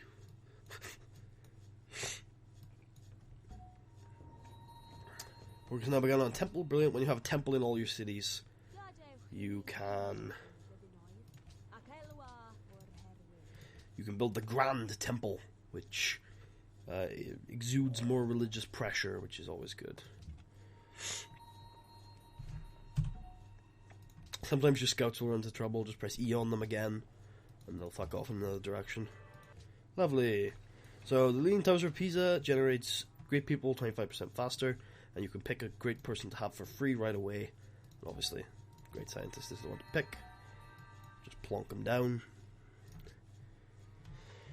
And I'm going to build...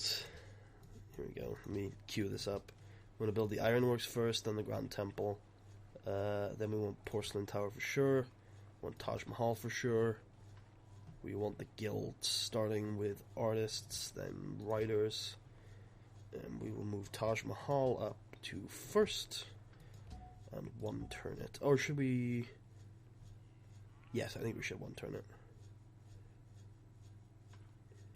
I'm trying to think whether we should one turn that or Porcelain Tower. I think we should one turn Porcelain Tower.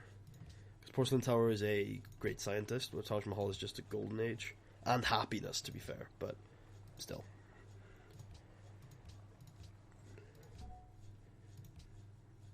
There we go. Porcelain Tower, yay. There's the great scientist it generates. Good. Plonk him there. Plonk you there. And you're starting to see how ridiculous Babylon can get as a science civ. That's not even getting into the late game when they start generating great scientists like crazy. We should be setting science focus, I think. Sure. Make sure we're working those university slots because they get great scientists. Oh, I don't like that. Default focus? Sure. It's a nice balance. Production focus. I need my production, man. I need to get all those wonders out. Which is sad, because we want to be working those university spots in the one city that kind of can produce faster, because it has all those benefits to production. But oh well.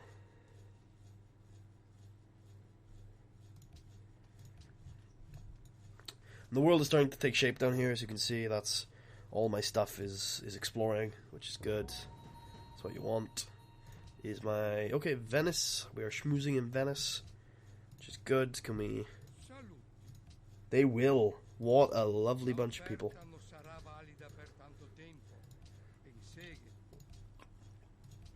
Okay, so if we look at this now, we have got 2 delegates automatically definitely going to vote for this. We've got 2 delegates. That equals 4 total. Even if every other delegate voted no, we've won this. So we've pushed through world religion Shinto. Which basically means our religion will spread a little faster. We can basically, if we take these with like missionaries or something, we can establish dominance over this area of the world, at the very least. And if we make some aggressive plays later, we can spread our religion worldwide. Bullet Club worldwide. Get some amphitheaters. Amphitheaters are good for culture. Markets are better, so we're going to get a market first. Hello. We will encircle you. Move you out. Move you out. Possibly go after that camp. Yeah, have a little look around for it. Uh-oh. Did my game just crash? Nope. Okay. Look at Sydney without a religion down there. Whoa, what's going on? Oh, shit. Was I ever informed of this? Is there like a... What is going on? Why are there people on my lands? Okay, I'm getting distressed. Public school. Will I ever find the time to build a public school in Babylon? The answer is probably no. Yeah. Unhappy about that answer.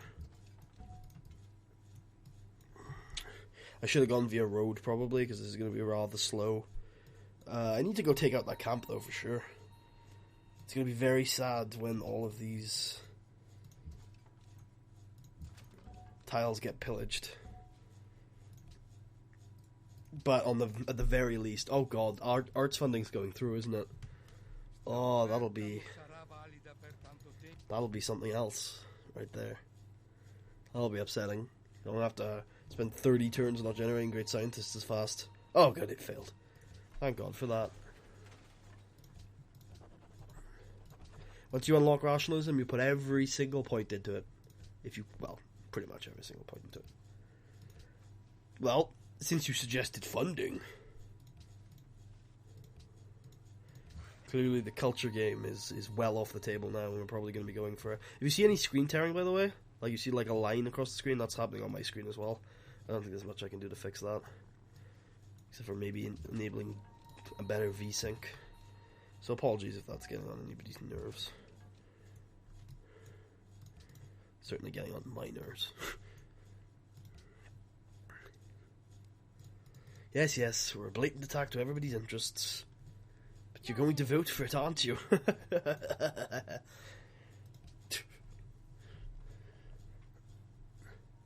I love the World Congress in AI games, because you can manipulate the AI to a rather large degree. I mean, that's pretty much the same with everything in Civ, though, so that you can manipulate the AI to a pretty large degree. You want my wine, huh? I could give it to you for pearls, but I'm gonna need some help with that arts funding. Oh, Alhambra. I like getting Alhambra, but it's a necessary sacrifice at times. Diplomat. We'll head over to Venice. The Venetians. We'll have a chat. What do you want? And then we'll move our diplomat over to Edinburgh.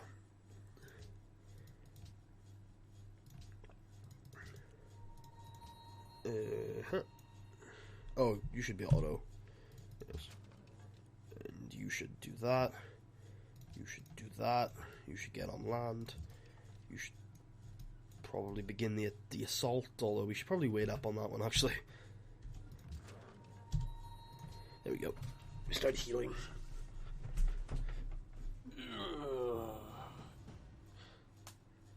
Oh, you went into the sea, my friend. Never a good plan. You can start the assault. You should heal. You should run away. Why did you not run away? I should have forced you to run away. Oh well, you're dead. No, I will save my wine for when I need a World Congress vote passed. Well, at least I don't have to deal with that scout anymore. It's a very macabre way of looking at it.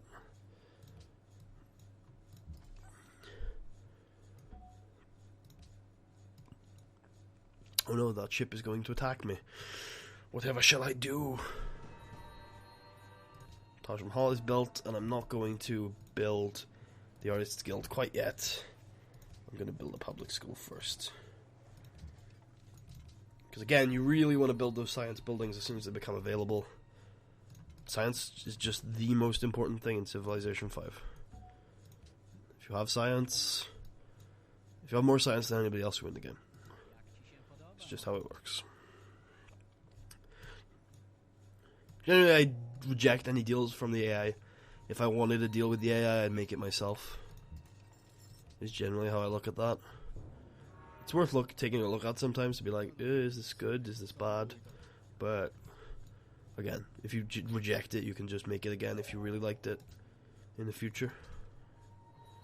One thing I've noticed with Continents Plus is you tend to have one civ on their own, like the Celts are down there.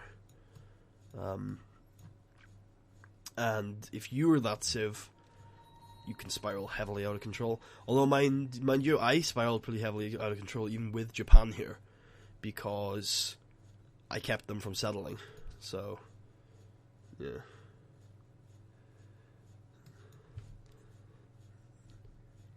Let's see here.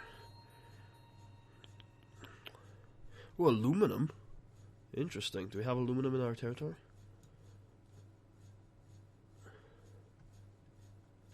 We don't. Oh, that's unfortunate. I would have needed aluminum for a science victory. I think I'm going to be going for a bog standard domination victory, like a science domination victory where you XCOM and then take every capital in the world in a couple of seconds, or in a couple of minutes. So aluminum won't be necessary is what I meant by that. It'd be useful but not necessary.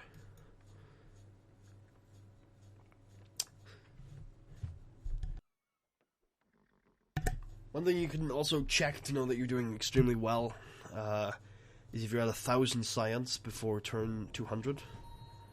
It is possible. It's difficult, but it's possible. Oh, which reminds me. We finished electricity. As soon as you finish electricity, you want to be building Oxford University. The reason why you want to be building at Oxford University is because you want the research agreements. Especially if you have Porcelain Tower, you get 50% more from research agreements, so it's just good to always do them. If you get to the end of rationalism, you get even more from research agreements. So if you can get friendships, which are pretty hard in Civ 5, then you should totally do it.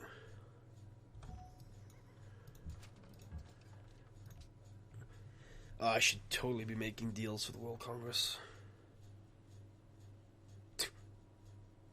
Get over it. Oxford University gives you a free tech. You should always save that for radio, because that will send you into the modern era, which amongst other things will allow you to found yourself a ideology, which is very useful to have. I can tell you that much. What do you want, old Celts, for a yay vote on the sciences funding? You are not happy with that. Celts are a very cultural civ, so I'm not entirely surprised. Ottomans are also not very keen for the old sciences funding. What's okay though is that 1, we've got world religion Shinto, which gives us extra delegates, and 2, we're about to enter the next age. What that means is we're going to have city-states enter the World Congress. That's going to change the voting a little bit. That's also going to change the voting a little bit. Third Pass gives you 2 extra delegates. Okay, we've entered the new age. Are we still the host? We are still the host. Good. I'm glad I took that city-state, because if I didn't, we wouldn't be, I don't think. Taking freedom is the best general ideology. It's kind of like tradition, in that if you have nothing else to pick, if you have nothing specific in mind, picking it tends to be the best thing to do.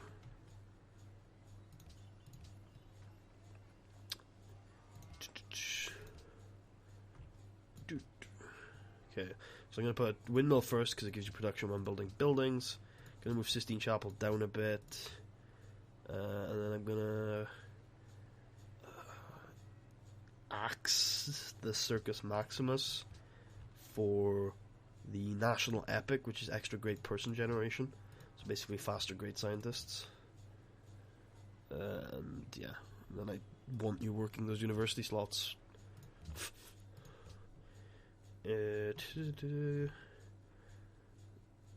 Opera House culture. So, if you are the first person to adopt your specific ideology, freedom, order, autocracy, you will get 2 free tenants in that tree.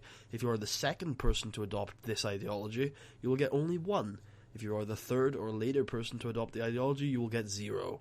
So, and remember, that's per ideology. So if you're the second person to adopt a ideology, but the first person to adopt order, you will still get 2. So that's why it's important to get to a ideology as soon as possible. In freedom, there is a very clear first 3 to get. It is great person generation increased by 25%. Specialists consume half the amount of food, and the next one is specialists produce half the amount of unhappiness. You might want to wait until you get that third one to go mass great person production, but I just go head first into the great person production myself. And then, of course, I've obviously got manual on. Take that off and let your heart goes wild. Although, I don't like that you're working the Writers Guild there, game. So I suppose I will have to work this myself. So, university. Actually, if I go science focus, will you work the ones I want you to work? You will. Awesome. And again, why are you working the Writers Guild ones? I guess for the culture? But you can get more culture from the Artists Guild, and Artists are just better. Okay, well, it's okay. I'll just do manual, and I'll do this. There you go. Perfect. Perfect. Yeah? Yeah. Awesome. I think. Yeah, great side. This production's pretty good. And move you into there. Construct an academy. What's this? Here we're gonna want to grab a windmill. Oh well. Whatever happened last turn that I was concerned with, it's all okay. Are we in Venice yet? No. We weren't even going to Venice. We're in Poland. We're not in Poland either. We should actually move to Venice, shouldn't we? Move to Venice. Let's move to Japan, who seem a little more aligned with us politically. Because of, obviously, shared religion is a big thing.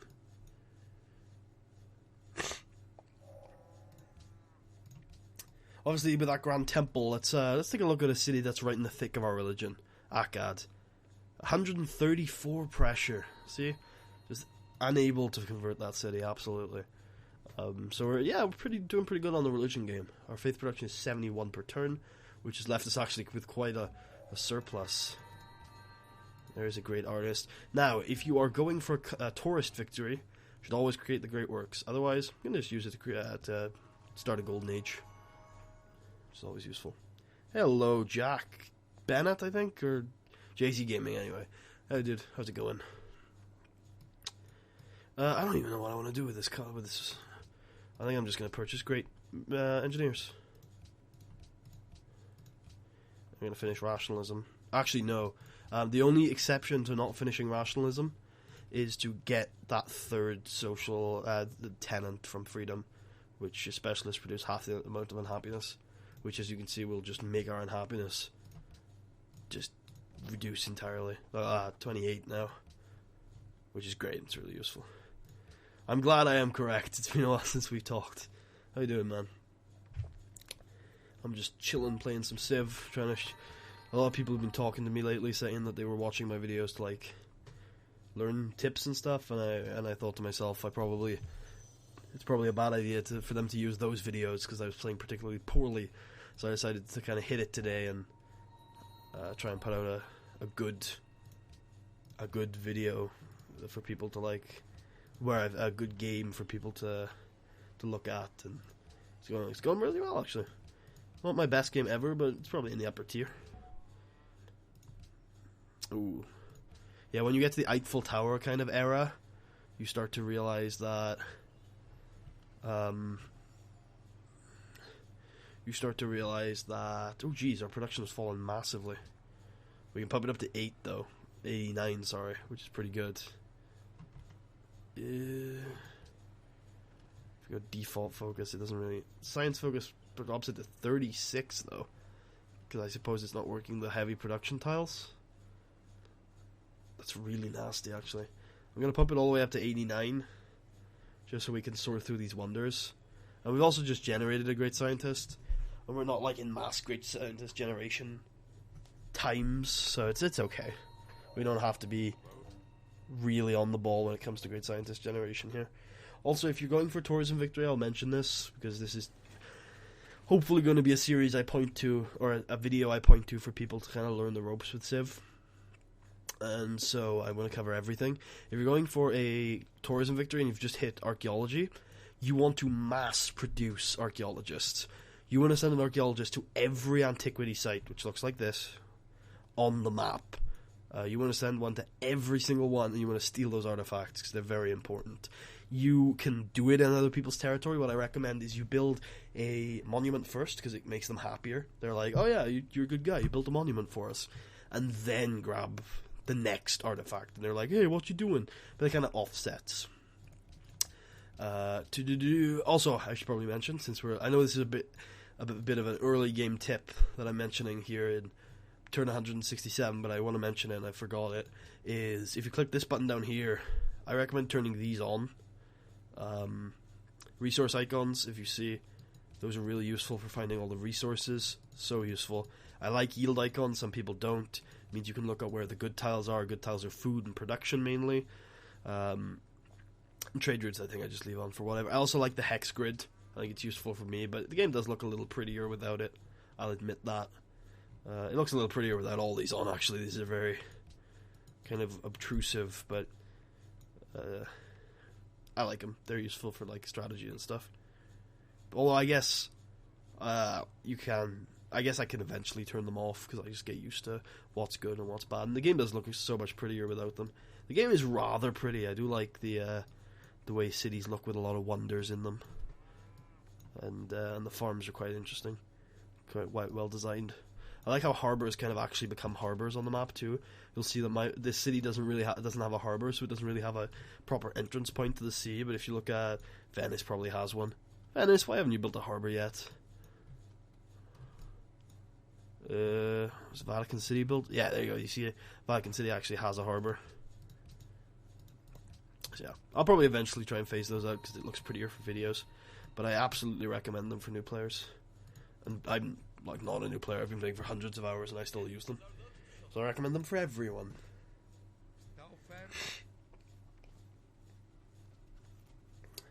Uh-oh. The World Congress is next turn.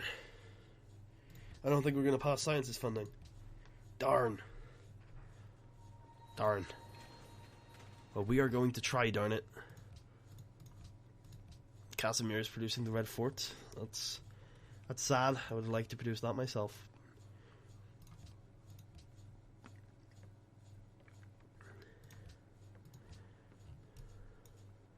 Oop.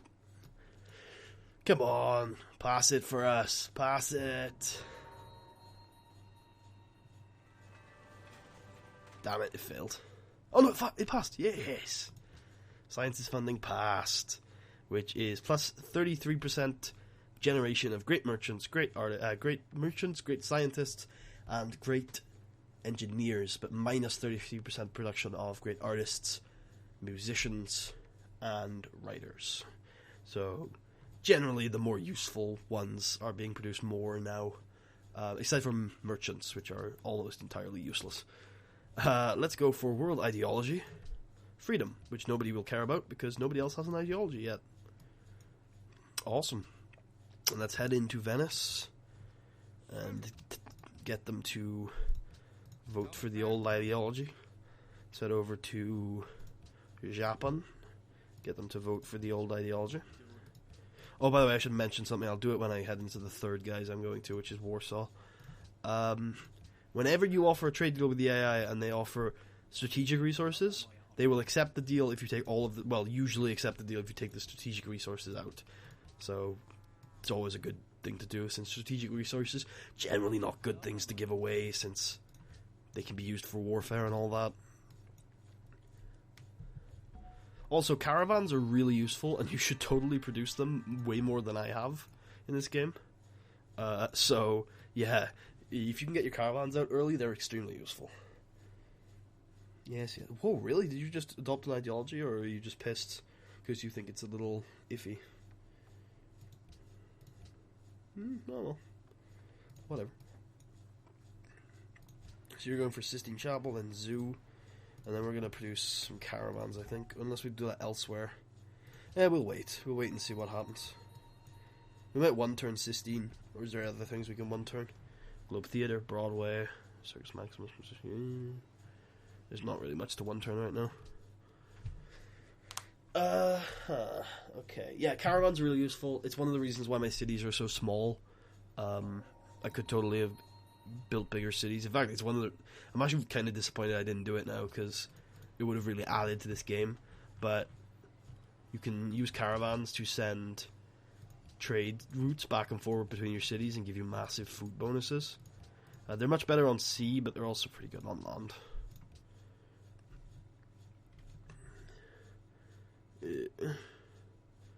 Just gonna check my Skype and my dashboard and things, make sure everyone's doing alright. Make sure everyone's doing good. It's been a fun stream. I'm not sure what time I'm gonna wrap it up yet. Not at all. I have no clue. But you know, not too long or too soon from now. Maybe somewhere in the middle. What have we finished? A zoo? What can we make right now? We could get a seaport, which will increase our... We get a harbour, then a seaport. And that will increase our production of melee unit, of sea units. Which will be good if we wanted to do a rush of friggin' frigates. But I doubt we will at this point. But it'll be good just in case. Got an amphitheater. Culture is awesome. That culture game is poor. Didn't even realise how bad that culture game was. Yeah, that's a big deal. That's why we haven't been able to get nearly as many policies as I was hoping. Definitely something we want to improve on. We'll head over onto this mine tile. Create an academy on there instead. Probably a bad decision to wipe out a highly useful production tile, but oh well. That's what that one's on me. So what you want to do with... So caravans can be sent to other civs to make you money, which is always a bad idea in my opinion. Or they can be sent between your own cities. And if you have a granary in that city, you can send food. And if you have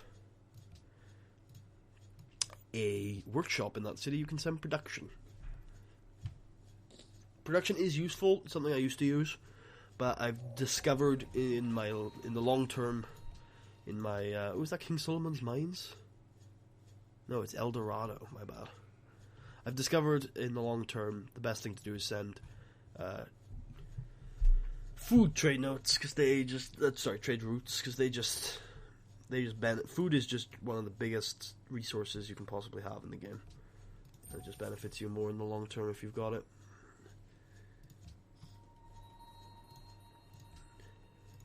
The first thing you want to do is send 3 trade routes from each of your expands into your capital, because growth in the capital is the most important thing, so you can be working specialist slots there. Then after that, you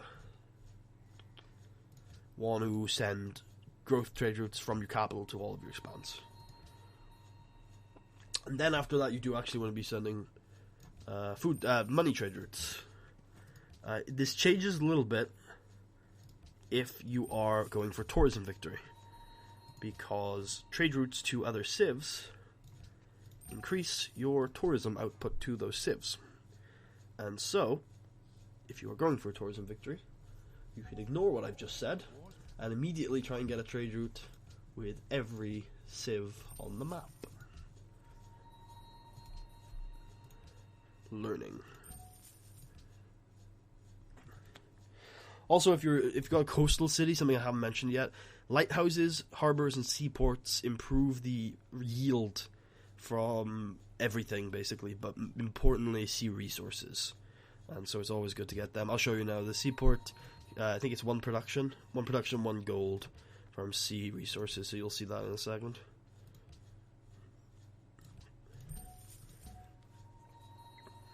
Oh, you move into the city, son. You wait there until we need you to one-turn something. Venice are just like taking over every city-state they can, aren't they? It's kind of the strategy, I guess. Obviously they go for, not museum, hospital. Hospital, and then, yeah, actually museum would be good for the culture. Stock exchange. Brandenburg Gate, we want a one-turn Brandenburg Gate. You need to get either Brandenburg Gate or Alhambra. If you're going to produce bombers, you need it. So, if you miss Alhambra, you need to rush Brandenburg Gate, because otherwise bombers are pretty much useless. Because they don't come out with air repair, And bombers without air repair are kind of the worst things. Like, they're, like, I guess useless is a little strong a term, but they're not very useful. I'll tell you that much. Okay, I'm going to show you another tip. If you are not planning to go to war, great generals can be used for another purpose. A very interesting purpose indeed. Ooh, you see that aluminum right there? We're going to get that aluminum. I'll show you in a couple turns when I arrive with that lovely general. Plastics is the next science tech after scientific theory. It has the research lab, which is essentially an astronomy, except you can build it in all your cities. Plus 50 science is a lot of science. So you definitely want to be going for that. Penicillin is basically another aqueduct in the medical lab. And then after that, you probably just want to go nanotechnology for your XCOM squads.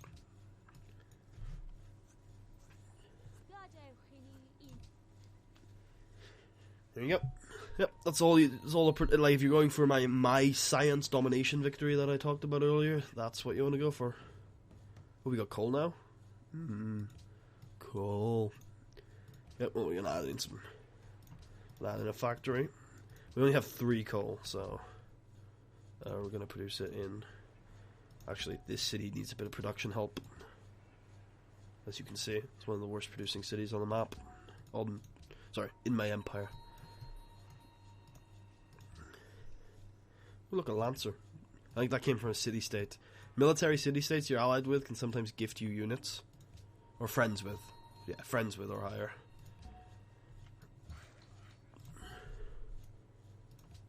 Okay. Again, if you have Porcelain Tower or have finished Rationalism or both, research agreements benefit you more than the other guy, so you should totally do it. Okay, so, if you have a great general, if he's in your territory or adjacent to your territory, he can build a citadel. This is a really good defensive building, but more than that, it also gets all of the land around it and makes it yours. So watch this. Obviously, it pisses off all the AI you try to do it against. But as you can see, we have stolen all this land and the 8 aluminum and the 2 furs that come with it. Pretty good.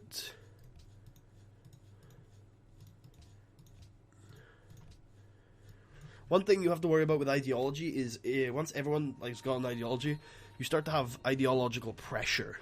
So if a certain ideology has kind of emerged as the most popular one in the world, that's usually a tourism thing. Not adhering to that ideology leads to unhappiness and eventually revolution that can lead to them forcefully changing your ideology. So one way to avoid that is to make sure your ideology is the world ideology, and that's what we just did. There you go. It also means you get 2 extra votes in the World Congress if you follow that ideology. Generally just a good idea if you can get your world ideology, your world religion out. It's good for diplomatic victory, but it's also just good in general. Also, we're now piling up great engineers, which is definitely a good thing. But we probably want to be using them on things. Oh look, there's the Great Barrier Reef I talked about earlier. 2 science per, also lovely amounts of... just a lovely tile. I really like the Great Barrier Reef. I mean, it's not great, but it's nice. It's fun. It's useful. It's a lot better than a lot of the other ones. You're even pillaging my fort. God. Pillaging my lovely, beautiful citadel. I'll have you, son. I'll have you for that. Glad to see our goals are aligned, Suleiman. Another great engineer. That one's more a natural great engineer. We now have 3 in and around our... Oh no, 2. 2? I think we have 3. I'm just not seeing the other one. Maybe not. Oh yeah, we only have 2. Oh yeah, we did the World's Fair just because World's Fair is good. And it hadn't been passed yet. And we like the World's Fair. Bank. Bank. I'm going to move you into the capital, I think. And you are just going to get deleted, I think, next turn. Because it looks like you don't have anything left to auto-build.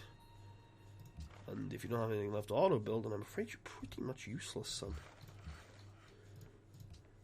fort is fixed. We now have musketmen.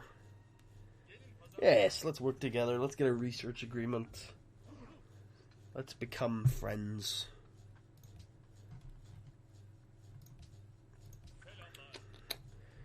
You don't have the money for a research agreement, do you? How much money would it take me to convince you to give over your pearls? There we go. Wine for a research agreement? No. But how about more money for a research agreement? There you go. I knew you'd come around, Solomon. Research agreements are, by the way, I actually don't think I mentioned this, surprisingly, after talking about research agreements on 4 occasions. The reason why you want to get them is because they're like what they are. I haven't even mentioned what they are. They're science. They're instant, like, big science boost to you. So, absolutely worth getting research agreements.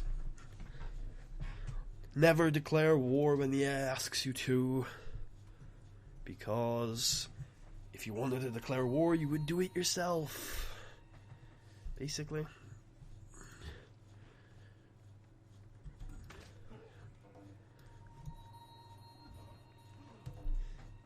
Okay. Japan is still stealing shit from me. Stop spying on me. Oh, Statue of Liberty. One of the best wonders in the game. You can only build it if you've gone Freedom. It gives you +1 production for each specialist, which basically means you can go that science focus that I was trying to do earlier without losing so much production. Kind of. You do lose production, don't get me wrong, but don't lose as much. It makes it worth it to go heavy specialists.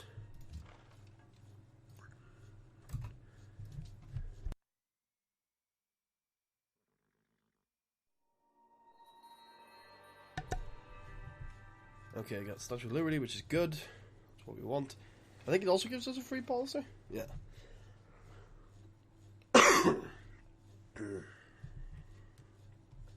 Oh, yeah. The reason why I've got my loading mouse right now is because I was in the I was in Steam overlay when the turn loaded. That's a bit of a glitch. Oh, we're done with our production, you say? Broadcast towers is a big culture boost. Gonna go barracks, not forge. Maybe forge. Yeah, maybe forge. Musicians Guild, East India Company, into Broadway. I'm gonna grab a barracks in all of our cities, which will allow us to start. Will basically allow us to finish off what we started with Brandenburg Gate, in terms of making sure bombers are usable.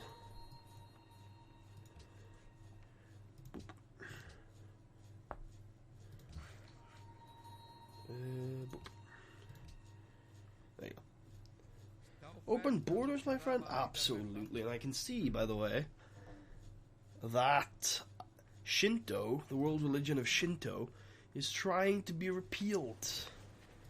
That, my friends, is almost a blatant attack on our interests. I'm almost tempted to destroy the heathens that are proposing such nonsense. Almost. Luckily, we know the world will come to its senses and will not vote for that. Mainly because we will pay them off. It's always good to have your world religion still in order, still functioning, and so I do recommend you do shut any of these attempts to sully your good name down as quickly as you possibly can.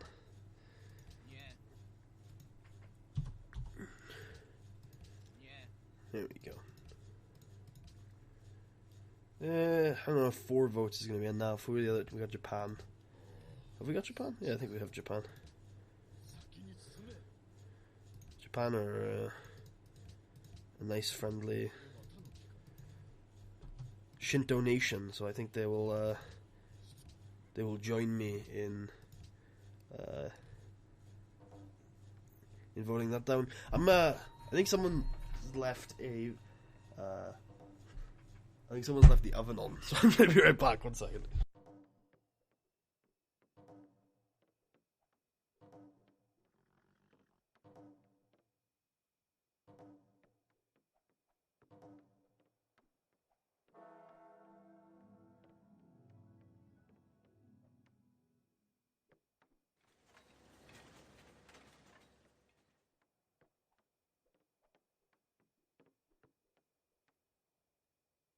Sorry about that, I was correct. The roommate did indeed leave the oven on. It's a good thing I live here. Opera House. Because again, our culture has fallen behind too much. You want to be building your culture buildings, even if you aren't going for a cultural victory, because they allow you to get your social policies. You want to try and maintain a 1 social policy every 10 turns rate. Generally, that's the way to go about it. And if you can do that, you tend to be doing alright. As you can see, we're not quite there. Not quite yet, anyway.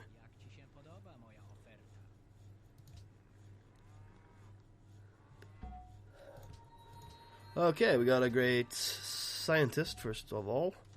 That scares me. He's going to be going there. We've got a great artist who is going to be starting, well, continuing our golden age. And hello. We finished rationalism, which means we can now buy great scientists with faith. And they're pretty awesome. I'm going to grab a great prophet, though, because if we plant a great prophet, that's more faith. So obviously we're going to want to do that. Also, when you finish rationalism, you get a free tech, which is pretty cool.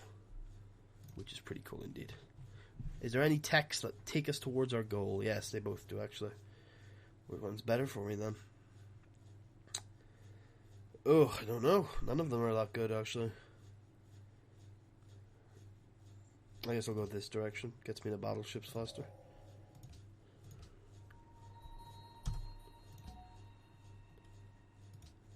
Yep. Great person tiles tend to be better than like any other tile in the game. So, obviously you don't want to lay down great person tiles with some great people.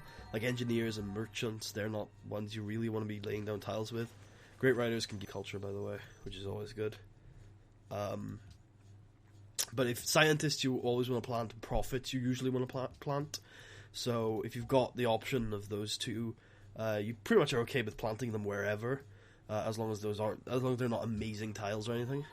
Because in most occasions, great people tiles, scientists and prophets, are generally better than any other tile you can have. As you can see, 10 science is just a better yield than anything here, right?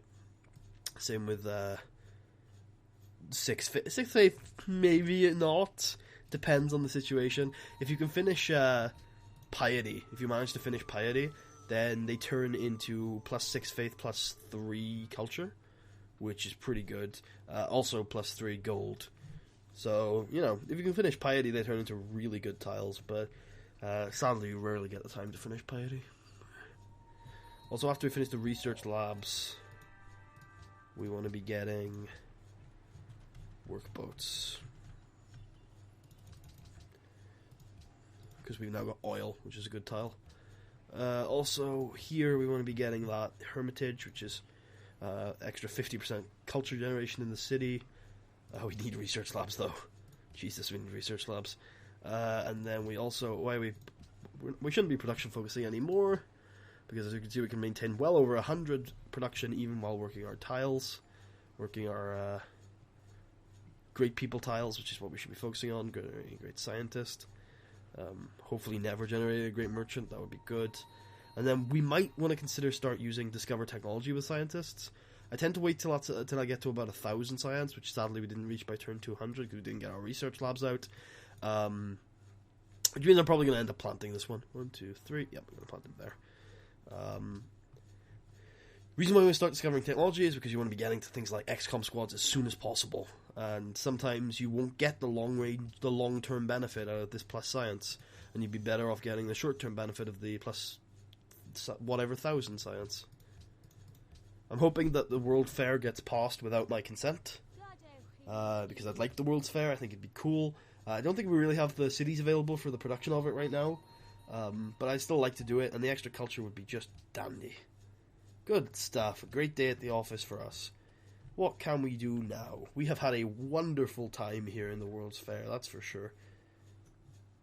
We will do cultural heritage sites, which is extra culture for each world wonder you have. And unless things have changed, we have all of the world wonders, or most of the world's wonders, because last time we checked, we had like 13, and everyone else had 3 or 4 less than us. Uh-oh. We are being accosted. Horribly, horribly accosted by horrible, horrible barbarians. Move into our own lands.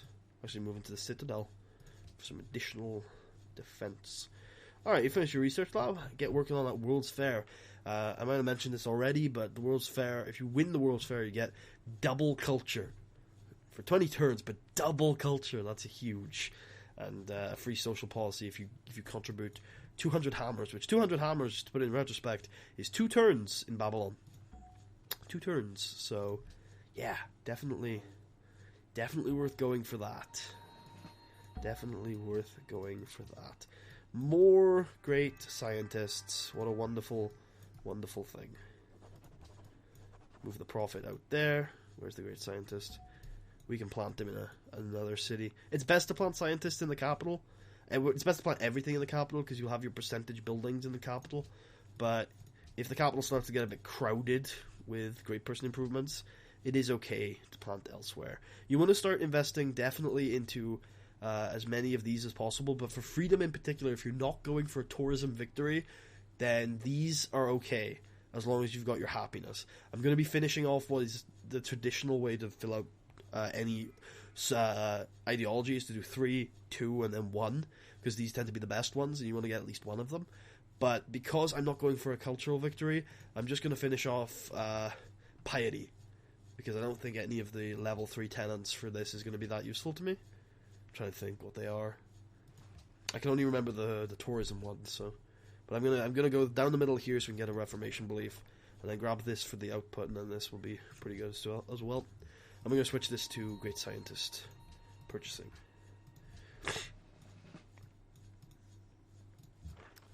Sorry, I've got the sniffles, by the way. I have it in most of my videos, but I've noticed it's been particularly pronounced today, and I'm sure it's very disgusting to hear. I try to mute my mic when I can, so apologies if too much has been picked up. And the Great Musician is essentially completely useless unless you're going for tourism victory, sadly. The artists and the writers both have uses outside of tourism, but the musicians, aside from creating great works, which are tourism, can, guess what, produce tourism by going to other civs and playing. So, sadly, there is no other use for them other than tourism. Which means building the guild was probably pointless. Yeah, it was. So, my bad on that one. My bad, Cree. My bad, Cree. Ooh, look, a Japanese fucking settler.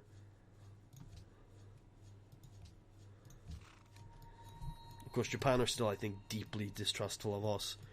Of us after the start of the game. As they have a right to do, to be, I'm afraid. But we've rebuilt the relationship, and we've never had any wars. And Japan are just so weak that they'd never fight us anyway.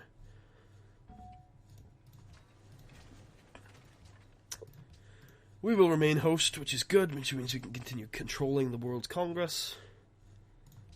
Broadcast towers will be good. Actually, we should be switching to World's Fair production, shouldn't we? Yes. Keep sending food into Babylon. Keep sending food into Babylon. The workboat to a Babylon square. The Lancers can move in on this barb encampment. This can produce the oil we want. This can just stay there. You can probably stay there as well. That's a really good deal. I worry that it's too good. I'm not going to give you my... I know it's a really good deal, but what if his reasons for wanting open borders are suspect? The only suspect reasons for opening borders are tourism victories. If you don't think the opposition, the guy offering, is going for tourism victory, there's no reason not to give him open borders. Because that's the only negative thing somebody can do with open borders. Is one, well, there's another one, is spot which wonders you're producing. But then it takes a very good player to spot those. But the main one is, if you let them open borders, they'll be able to see open borders is the same as trade routes in that it gives you a 15%, I think, boost to tourism produced in that nation. Oh, look, battleships. Are battleships enough of a reason to go raiding? I don't think so. Not personally. But it is a possibility. I don't think we had the production in that city also to go battleships. Plus, is there really a city we want to take? We could burn Tokyo to the ground. That's certainly something we would have the interest in.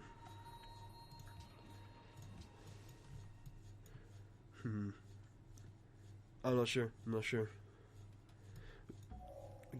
Liberate some Venetian city-states, but Venice are really good friends with us, so that would be kind of a shitty thing to do. Also, our research agreement finished with Venice, which is a big... they're guarded now. Which I would imagine they're not going to be... Yeah, they're not going to be so into the whole research agreement thing anymore. Why? Why are they guarded? Oh, because we voted no on the world religion thing, or the repeal our world religion. Of course we voted no, it's our religion, we want it to be the world religion. Silly Venice. Or they're trying it again, which means we probably should...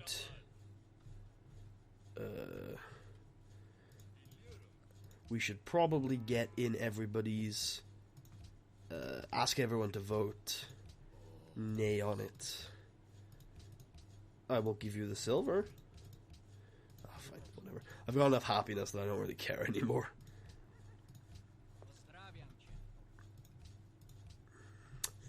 Okay. No. Alright, fine. I'll give you the aluminum. Really? I'll give you the oil? Alright, fine. I don't like making world conquest deals. They're very expensive, but it's probably... Really, I find it really weird that twice the war drum has been banged against my world religion. It happens once or twice when it goes through, but usually what happens when world religion goes through is everyone kind of just accepts it. Everyone's like, alright, brah, we cool. That was some good exploration work there. For something that doesn't have any open borders. There we go. Cross the river today, I think that's enough work. There you go. Lancer cavalry team, the horses. The horses are coming. We were warned many years ago by Florence. She told us they were coming and we better watch out. We didn't listen. And now they have arrived. Ah, Uffizi. Uffizi is probably the best wonder for tourism. It's very good.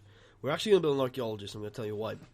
Because these do more than just tourism, luckily. You can improve them into landmarks, which produce culture. And as I've been saying for quite some time now, we are a little behind on the culture game. And so getting a landmark up in our nation would be very useful. Alright, we're now at the point, we're past 1,000 science, where I am going to start using scientists to discover technology. It's a huge science boost, it's really, really good. And, yeah, generally a good thing to do. Okay, we clearly aced out the World Congress, which is a free social policy for us, which is great. There we go.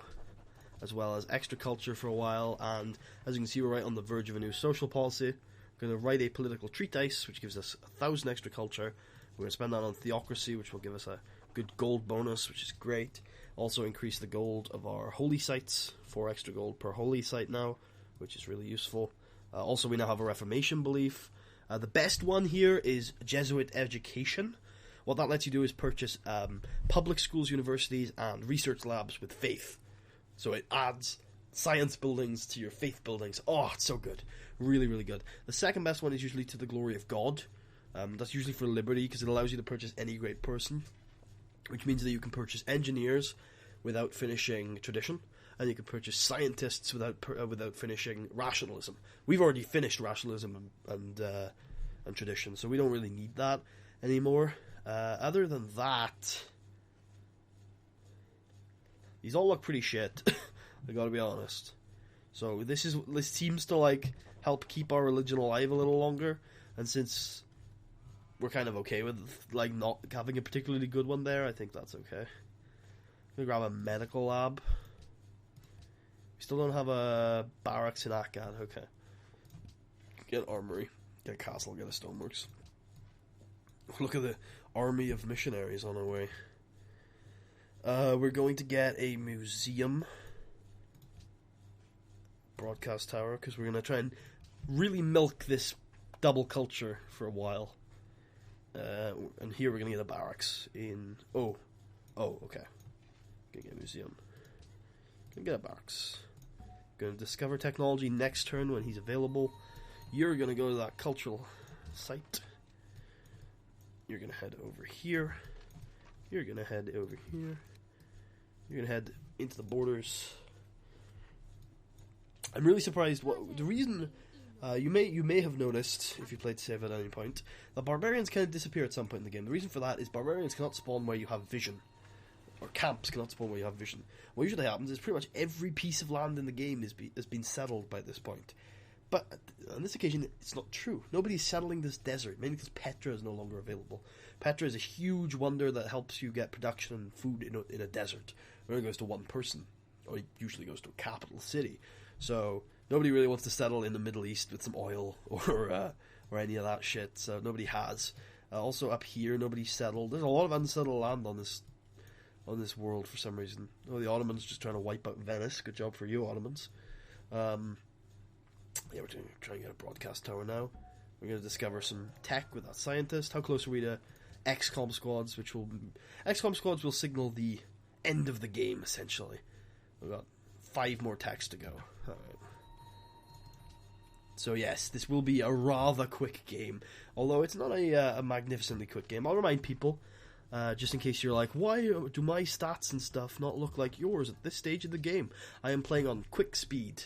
That means everything's going quite a little bit faster. Just to give you a reference for how much quicker that is than standard. Standard speed has a turn limit of 500 turns if you're playing with a time victory enabled. And in quick speed, the time limit, or the turn limit, is 330 turns. So expect pretty much everything else to kind of flow that way. Look, Venice adopted freedom ideology. Good for them. It's the same as ours. Our research agreement with Solomon is now complete. Also gave us a decent science bonus, although it looks like less than I was expecting there. And once again, we've now got a 20% discount on all religious purchases, and our cultural sites, or our holy sites, holy sites, now give us 3 extra culture, which is a nice culture boost. We will renew the research agreement if he'll let us. He will. I'll take that deal. That seems like a reasonable one. And then we will go to broadcast towers in all of the cities that need them. So I talked like not long ago about not needing to finish your ideology tech tree immediately if you're in the same circumstances as me. And that's true, but the one thing that your ideology tends to give you after that in freedom is all your ideologies tend to do this, is happiness. Happiness is a big thing that ideologies tend to grant you. And right now we're at 22, which is fine, but it could be better. So our social policies coming up will be into the ideology. Going to wrap up. We need 3 more. I think it's 3 more policies in that in order to fully wrap up the kind of Christmas tree formation that I was talking about earlier, where it's 3 from the bottom, 2 from the middle, and 1 from the top. We're going to get Cristo Redentor. It's not generally considered to be a good wonder. It's like some extra culture, and cultural policies are cheaper or something like that. Not generally considered to be a particularly good wonder. We're going to get it because we're going for a really heavy... there you go. Going to turn it into a 1-turn build. We're going to get it because we're turning into a very heavy social policy endgame, because our social policy mid-game was so poor. So that's why we're going to get it, because it's just going to help us out generally in getting the social policies that we've been meaning to get. going to return to our science focus. We don't really care about getting this stuff out particularly quickly. And we really want to be working our public schools, research labs, and universities. Make sure we generate those great scientists before we generate the great merchants or engineers, because scientists are way more important and they share cooldown. I should mention this. If you get a great scientist, that makes great engineers slower to get. You get a great merchant, that makes scientists slower to get. That's why you should always never generate great merchants if you're going to avoid it, because these two are just so much better. They're just so much better. So never generate a great merchant. It makes the other two harder to get. And once you reach a certain point in the game, scientists are probably better than engineers to be generating too. Also, if you've stopped generating engineers for whatever reason, save one. Because there is a wonder that comes at satellites called the Hubble Space Telescope. And it is incredibly useful to get. And so you don't want to hard build it. You want to use an engineer to get to it. And so, which reminds me, I should go out of my way to actually get satellites before we go to XComs, because if we get Hubble, we should, I would imagine, immediately be able to get XCOM squads. Okay, we're back on good terms with old Venice. That means we can presumably get another research agreement with them.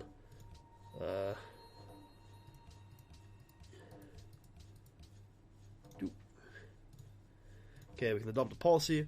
Here we go. So we got happiness from mints, banks, and stock exchanges. National wonders.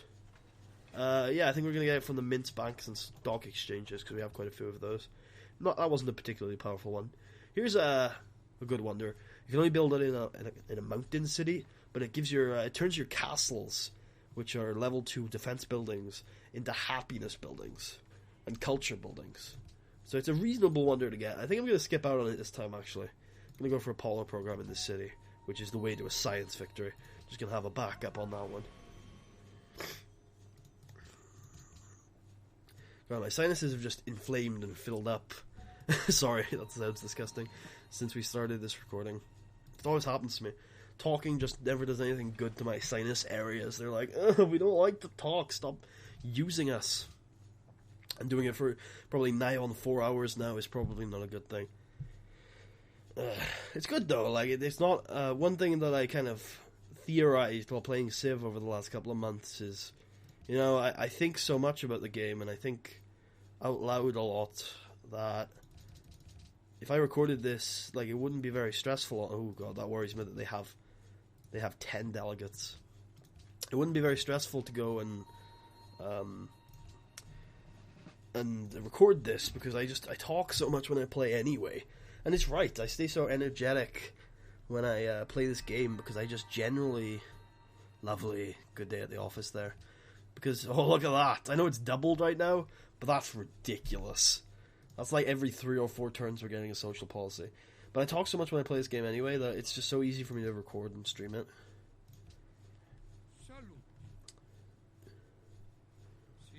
Okay, what would you give me for that citrus of yours? Yeah, in just money, please. Just money. What about 200 gold and 30 gold per turn? Okay, okay.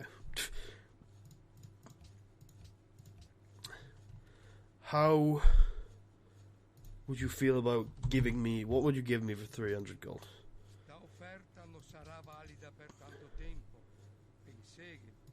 5?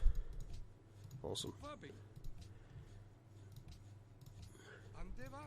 I don't like you. I think you're a very unfair negotiator, and you keep trying to remove my religion, which is just sad. Just sad. We're gonna... Oh, no. I was about to say we're gonna do a standing army tax, but that would be silly. Because the standing army tax, I was like, oh yeah, we want to stay peaceful and safe in this game, right? And I was like, oh no. In only a couple of turns, we're going to be planning on... only a couple of turns, we're planning on building XCOM squads and shit. So no, we're not going peaceful in this game. I don't know what I was talking about.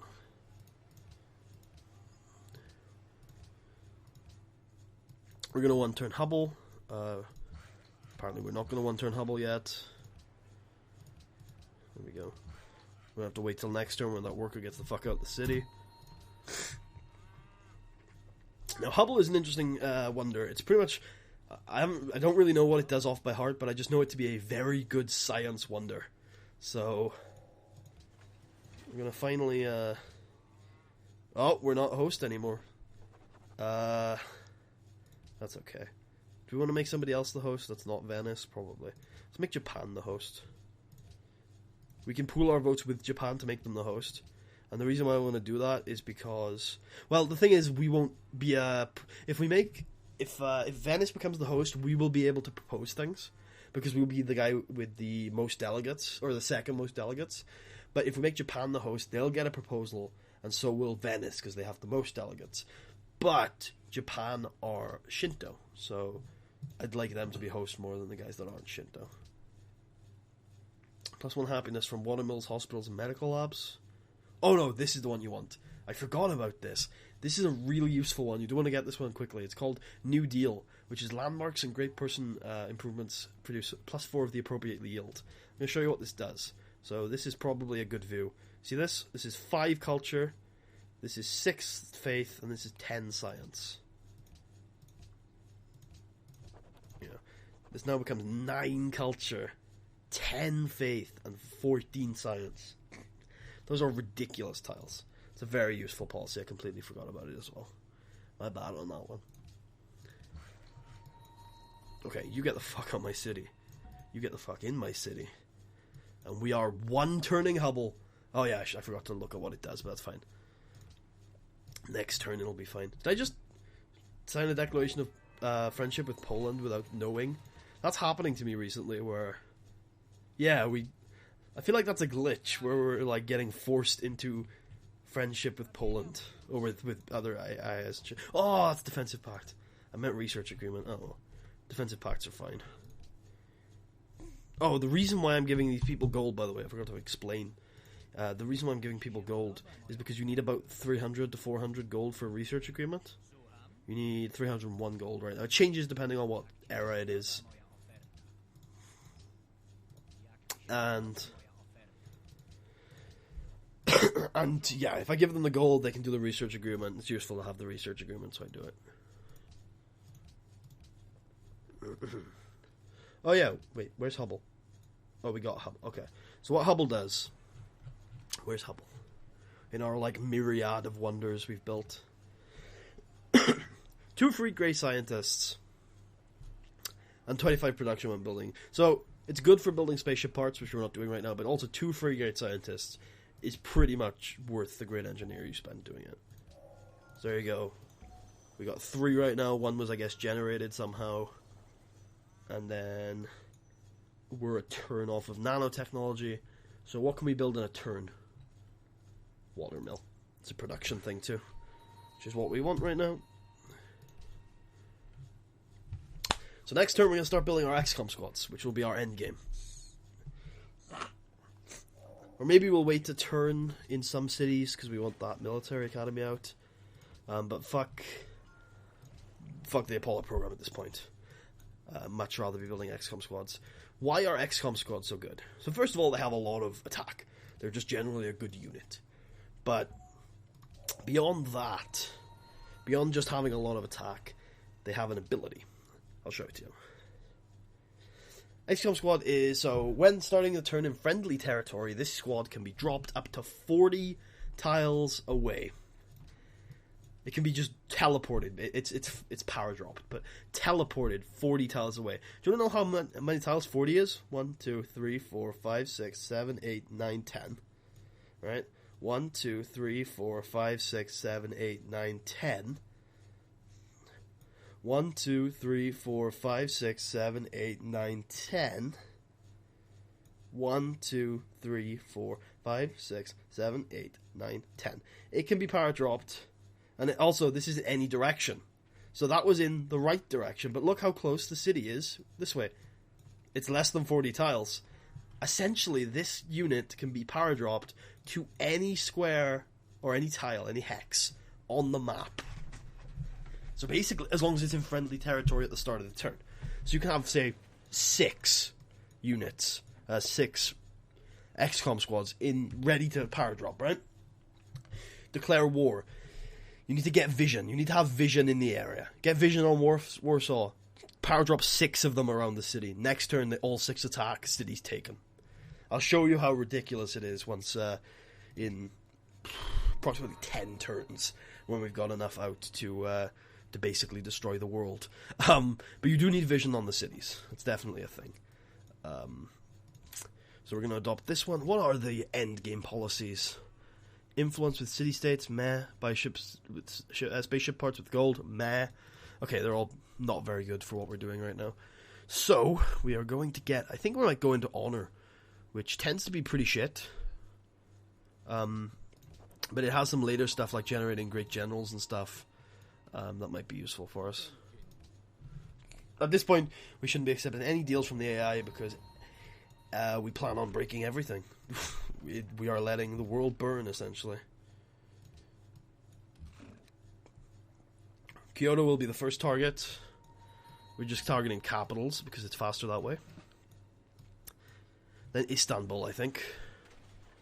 Oh, we have got our first XCOM squads. Move them out of the city and fortify them. I would like at least 6 before, as you can see, these are coming out with 3 promotions because of all the stuff we built. I would like at least 6 XCOM squads before we begin the invasion. By the way, paratroopers are kind of like shit XCOM squads. Paratroopers are just not really worth it. They can drop within 9 tiles. Compare that to 40. Yeah, it's just ridiculous. So they've also got 65 strength though, but XCOMs have 100, so it's just not worth it. Yeah, at this point there is no point producing anything other than XCOM squads because they're all we really need. We could bother producing a few naval ships just to try and get vision on the targets, which is actually something I'm going to be doing right now. I'm going to be sending this guy down to Istanbul. Yeah, Istanbul. Because like I said, you do need vision on the targets. One thing you can do is paratrop to wherever you have vision, and then kind of basically paradrop a little further and paradrop a little further, and like create like a line of paradrops towards the target, which is totally something that's viable and totally works. But if you can get the closer you can get vision on the target, the easier it is for you, obviously. Boop. Boop.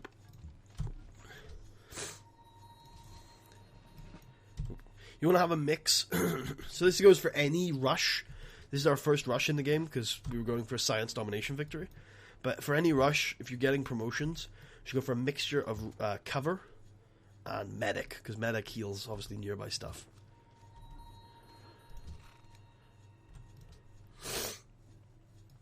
We have, I think, 4 XCOM squads right now. So in 3 turns, we're going to launch our attack on Tokyo. Well, that's good. Well, that's good. I like that.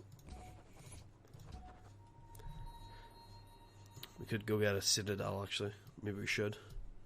Yeah, go on. Piss off Japan a little more.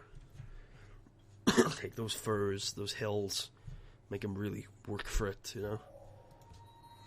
We could wait until we've declared war and take all those tiles, but... yeah. Yes. And we'll get some more culture, because the doubling of our culture has worn off, sadly. But that's still enough culture to get us another discipline boost, which is good. That's a good one. I probably should have taken that, but oh well. Okay. I don't think we quite have 6, but Tokyo should also not be as hard to take as others, or Kyoto shouldn't be as hard to take as other cities, so it'll be fine. So there's a hotkey for power dropping, by the way. It's P. So press P and then click where you want to power drop in.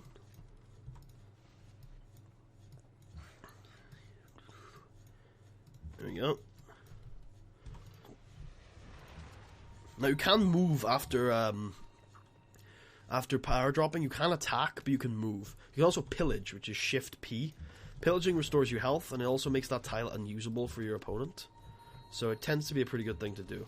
But if you're going to take that city, you shouldn't pillage it, because you'll have to repair it once you've taken the city. But if you're doing this, where you're just planning to end the game within a couple of turns, as you can see, XCOM squads are really powerful, then don't worry about it. Also, if you're planning to raise the city or liberate it, don't worry about it. There you go. Kyoto is taken. The war with Japan is essentially over. I've done all I really wanted to do in this war. I could take Tokyo and Osaka, since it's not really much of a worry right now. like, it wouldn't be too hard to, is what I'm saying. So I think I'm going to, just because it'll save us the time of having to negotiate peace with Japan, which would take a couple more turns than I really am prepared to wait for this war to be over. So the fastest way to do it is just to take Tokyo and Osaka. We're not going to take Tokyo and Osaka, just to be clear. We're going to raze them to the ground. Yes, Solomon. You can talk all you want right now. I'm preparing to murder you as we speak, so don't you worry about it. Don't you worry about it. Osaka, raise the city.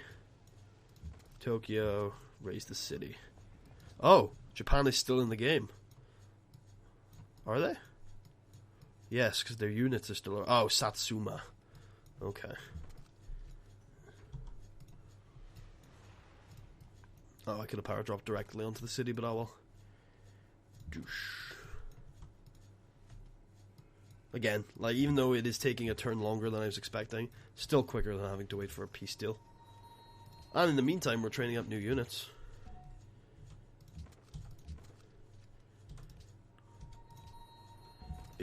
Oh wait, XCOM squad. I was like, why is this not fortifying? And I was like, oh yeah, we should probably move this somewhere, shouldn't we? Maybe Warsaw. Actually, it's not a bad idea to power drop into Warsaw and then declare war, which is what I'm going to do right now. Because it'll force me out of his nation, as you can see. But look, I'll have vision very close to his nation. Or I will when I move next turn. Like, see, I've got pretty good vision there. Of course, I'm being denounced now because everyone's realizing that I'm an incredibly huge warmongering menace to the world. No denying that. Not at all. So they're asking me for production in these cities that I'm raising to the ground for some reason. I never get why raised cities that'll never get out of the rebellion phase asked you for what you wanted to produce, because you'll never get anything produced anyway. Not even doing the old research or wealth production will ever yield any results for you. So there's literally 0 point to doing it. So, yeah. So this should be more than enough XCOM squads to deal with this. I'll throw in a 4th. That should probably be enough. How much Kyoto have? Kyoto had 91 defense. That's with me. Warsaw has 60. That's probably... We'll throw in one more just to be safe. Oh, Japan isn't dead yet. I am defeated. You ought to be congratulated. Yes, whenever a leader is completely wiped from the game, you get a little cutscene like that, where you see that leader kind of concede to you officially, and then they're out of the game. In single player, anyway. Obviously, you don't get any cutscenes with AIs in multiplayer. Unity's orders, yes. Fortify up here. You power drop onto our next target, which will be Istanbul. Sadly, we will not be able... okay, maybe not in Istanbul then. Venice. Everyone is attacking Venice. I hope I'll be the one to take it, though. Declare war. You have to own every capital on the map to get a domination victory. You cannot simply be the last person left with their capital. That used to be the old rules back in vanilla, where you had to... basically, every capital had to be taken, and you still had to have yours. That was the old rules. Now you have to own every capital on the map. So remember that.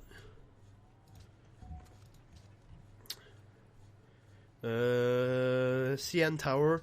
This is the one that gives you +1 population in every city. Like, it's generally not considered to be a good wonder, but it can be useful. It's basically extra production at this point for our XCOM squads. Yep. Continuing to get mass denounced, because everyone is realizing that we are a huge warmongering menace to the world. And they're not over-exaggerating at all. There you go. +1 production in each... +1 population and +1 happiness per city. So +1 population in every city and then +1 happiness per city. So it's basically free population, because they offset the population gain and happiness with just happiness to cover it. So Warsaw is going to be taking this turn, I would imagine. Yeah. think so. Ah, next turn. It'll be fine. Keep marching on Venice. We should be able to We should be able to surround Venice this turn. There you go. You can click on the map to go where you want, by the way, which is often a good strat. There we go. We can surround Venice. Awesome. Great general. Yeah, we're not going to be able to get you to the battlefield, unfortunately. Would love to, but unfortunately not an option right now. Could possibly get to this battlefield, but no real point. More food into Babylon, even though it has 33, and that's probably where it's going to stay. Actually, no, we're actually going to get to 34 on it, at least. But probably going to be finishing the game before we get any higher than that, because the game is in its final stretch. I will have you know. Oh, you need to power drop into Venice. Have it surrounded. I can't believe everyone attacked Venice. Like there's some sort of threat to the world. I guess it's because they purchase all those city-states, and that really pisses people off. It pisses me off. City-states are much more useful in other civs, that's for sure. If you see up here, my XCOM squads are getting hit for 1 damage, 3 damage, 3 damage, 10 damage, 1 damage. Yeah, my XCOM squads are not taking much damage, that's for sure. Ooh, Venice is a tough nut to crack, probably because we're attacking over the river. Yeah, almost certainly. You get a huge penalty for attacking over the river. So, try not to do that, but of course with XCOM squads it makes very little difference. Create puppet. Start a golden age. Attack this camp. Fortify up after attacking. I don't want to move away with you guys. I would, but there's no real point. Where next? Who's next? Probably Istanbul, right? Or the Celts. Yeah, the Celts. We got sight on Celt land. Why can we not power drop over there? We're in friendly territory. Are we not? Why can we not power drop? Oh, because we don't have open borders in the Celts land yet. They're neutral towards us. Okay. Really? You wouldn't give us open borders for anything? Huh. Huh, that really blows. Where is our little ship? Here it is. Okay, well, we're going to get vision on Istanbul then. Declare war.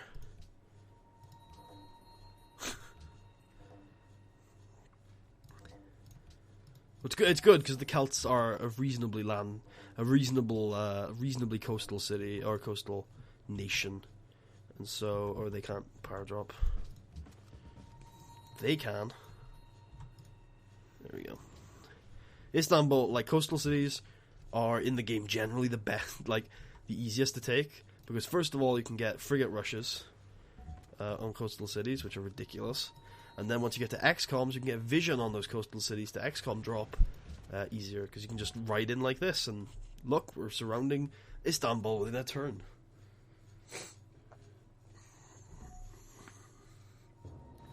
Look, again, we're just taking no damage, because we are just so far ahead anything that anybody else has at this stage in the game. Oh, God. And since the XCOM squads are so good at getting around, too, they're just so good. They're just ridiculously good. Like I said, if you get XCOM squads before anybody else has XCOM squads, you pretty much have won the game.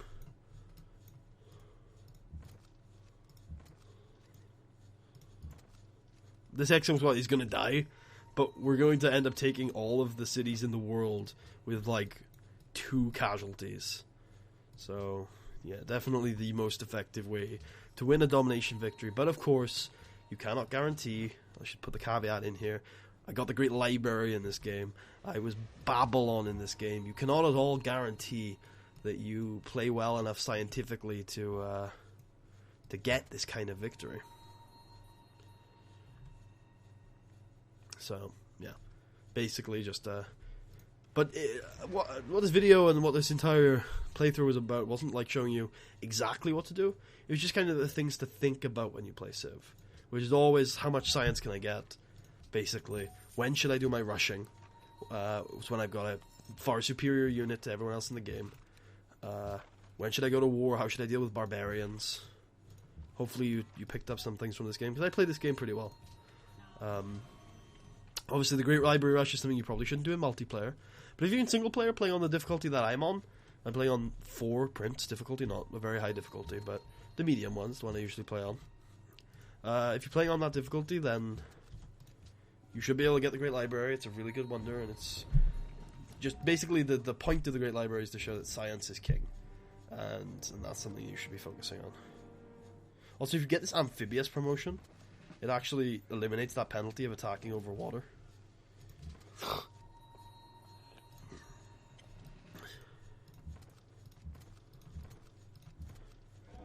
Okay, we now have every capital on the map, I believe, aside from one. That one being the Celts. Now, one thing I think you can do, I'm going to try it. So when you declare war, your spy immediately flees the city. But I think I'll be able to send the spy back to the city, and it will soon give me vision on it again.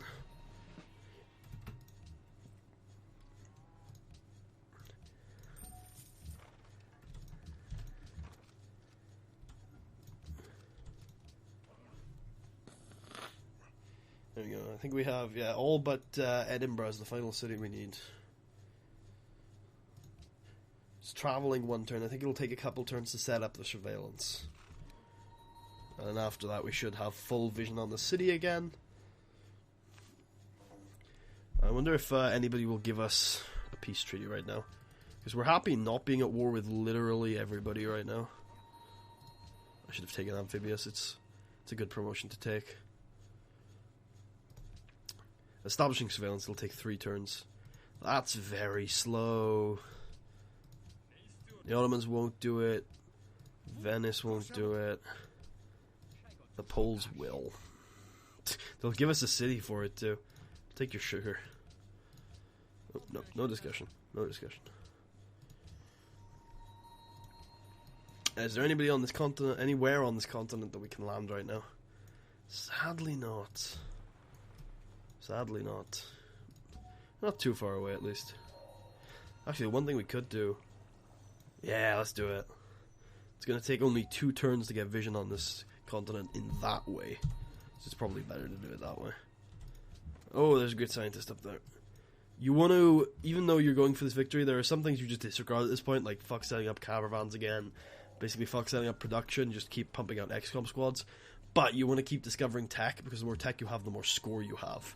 And if you're a big numbers guy like me, a guy that's like, I must have the biggest numbers, then if you want high score games, then you do want some tech while you're murdering everybody.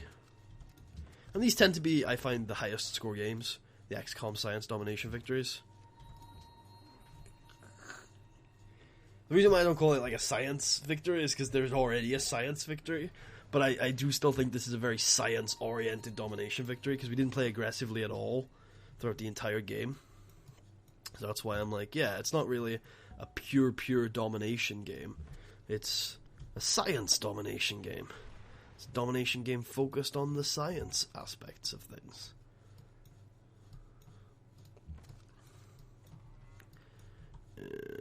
There, I suppose. I should have gone there so I could get up on that hill. Alas. The border invasion of the Celts. There we go. Sight on Edinburgh, sir. You could just... Okay. I guess I'm going to have to manually control that thing for a while. Actually, let's get you into surround period. Or surround position. Move up here. You can totally power drop on Edinburgh. There we go. Fortify. Anybody who's in Istanbul, yep, you guys can totally power drop on Edinburgh. Oh, wait, no. Don't press the P until you're ready to power drop. There we go. Fortify. And you're full health. I think we'll be able to take Edinburgh next turn. So that was definitely a quick way to do it. I could have done that a lot faster. I could have done a lot of this a lot faster. I think I had a lot of XCOM squads sitting around at parts. But a pre-turn 250 victory, it's not dreadful. Like I said, I never claimed to be particularly good at this game. But I have fun, and I think about it a lot, so I thought I would do something like this. There we go. Yep, that looks good to me.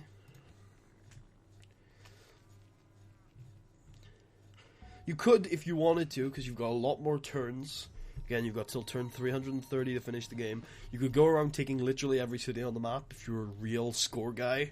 But yeah, if you wanted to. But a lot of my friends that are going to be watching this video are playing multiplayer with me. And obviously, if you're just playing multiplayer, the only thing you care about is getting a victory, which we are going to do on this click. So thank you all for joining me. I hope you guys have enjoyed this playthrough of Civilization 5 as Babylon, one of the best civs in the game. Hopefully, we did great library rush. Hopefully, like, power game the shit out of this. Obviously, we're probably going to be number 1. Yep, we got 3,600. Wow, that's a really good score, actually. One on all the demographics, obviously. I'll show you the map. Just wanted to show you guys. So yeah, this was a really fun game. I had a lot of fun with this. One of the things you'll always notice that if you do really well in the game, if you check out this science graph, it'll look something like this. This being my science in the game. Yeah. You also tend to notice some other things. I mean, that's the main one, but you can see the production to back up that science. I even aced the policy game towards the end, although Poland, who are notoriously good at getting social policies because they get a free one every era. I might do a Poland game again at some point soon in single player. Thing is, when I do my multiplayer games, we play random civs, so I don't get to show you guys the really overpowered ones like Babylon, Inca, Poland, Korea, Maya, Egypt, those kind of civs. England at times. But, generally, really fun game. I think there's a lot there. I don't really want to summarize anything, because I don't think there were, like, main points I made today. I think it was just a lot of general stuff that I hope you guys took. I hope it was useful to you. I hope it wasn't just a bunch of random, incoherent nonsense while I played an overpowered civ on a reasonably low difficulty in single player, at least. I mean, it's my difficulty, but I'm sure to some people it's a reasonably low difficulty. And I hope I didn't just, make myself out to be a bit of a tit. But I hope either one, you found this enjoyable, or two, you found this entertaining. If you did, it'd be great if you could like, or check out the rest of my Civ games. Subscribe if you like the content. I've been playing Civ a lot over the last couple of months, and recently I've been streaming it, and it's been a lot of fun. And if I find the time, I will continue to do so with my friends and stuff like that. I want to go back to actually the start of this game. Where am I? Where is actually? Oh, I'm there. I am. I want to show you how we control Japan, because obviously we took 4 of their settlers in this game through one method or another. And while that means we didn't make any friends with Japan, we did end up making friends with 2 other civs. And I think it's really useful that you cripple your neighbor like this, because as you can see, Japan just got nowhere, and it meant that they were no threat to us. We could just do whatever the fuck we wanted, and with no repercussions. And I think it was really important that that's one of the biggest things about this game in particular that went particularly successfully for us, was that we just crippled Japan to an excruciating degree. And you can see their cities right there. One of them was settled in the snow. Obviously, a player wouldn't have done that. A player would have settled down here when it was obvious that we weren't going to. Probably would have got to settle out here, maybe. But if you can do that to a player, a lot of players will escort their settlers, but if you can somehow overwhelm that escort, it's really useful if you can do that and stop them from expanding. And then obviously we should go back and show just the incredible speed at which XCOM squads can just destroy a game. Like, let's have a look here. When does Kyoto fall? Yeah, there you go. Somewhere around turn 32. Yeah, 33, I think Kyoto falls. And the game lasts... Yeah, that's 9 more turns after that. 9 turns to take every capital on the map. Let's look at that. Then that one falls, that one falls. Oh, it's too fast to see. It's too fast to see, man. There you go. They've fallen, and then there you go. That's the final turn of the game. I'm going to actually exit to my main menu. I think that might have been my best non-dual score ever, which is surprising because it didn't feel like that. It didn't feel like a particularly great game. No, it wasn't. it wasn't anywhere near, actually. But there it is. That was my third best. I don't know what happened here. I played a duel just to fuck around with Alexander and his achievements and stuff, and I got like 5,000 score from conquering the only other person in the map. In the 2 turns, I was like, wait, what happened here? And yeah, I don't know how that ended up as good of a game as it did, but somehow I got 5,000 score off of it. But these are my actual ones I consider to be good games. This Japan one was a science domination victory. I think a lot of these were science domination victories, and obviously this one was not. I've been playing a lot more with the 3:30 time limit, which is the natural one recently. But I used to turn time limits off because I wasn't very good at the game. I couldn't finish the game by the 3:30 time limit, and so yeah. But now I've turned that off. This Hands game looks like I just about finished it in time. Here for the highlights from the recent months that I've been playing. As you can see, a lot of these are from last month or so. Alright, well, I hope you guys enjoyed, and I will see you guys in another stream, in another video. Let's say our keyword, if you made it all the way through the video today, leave it in the comments of the archive, is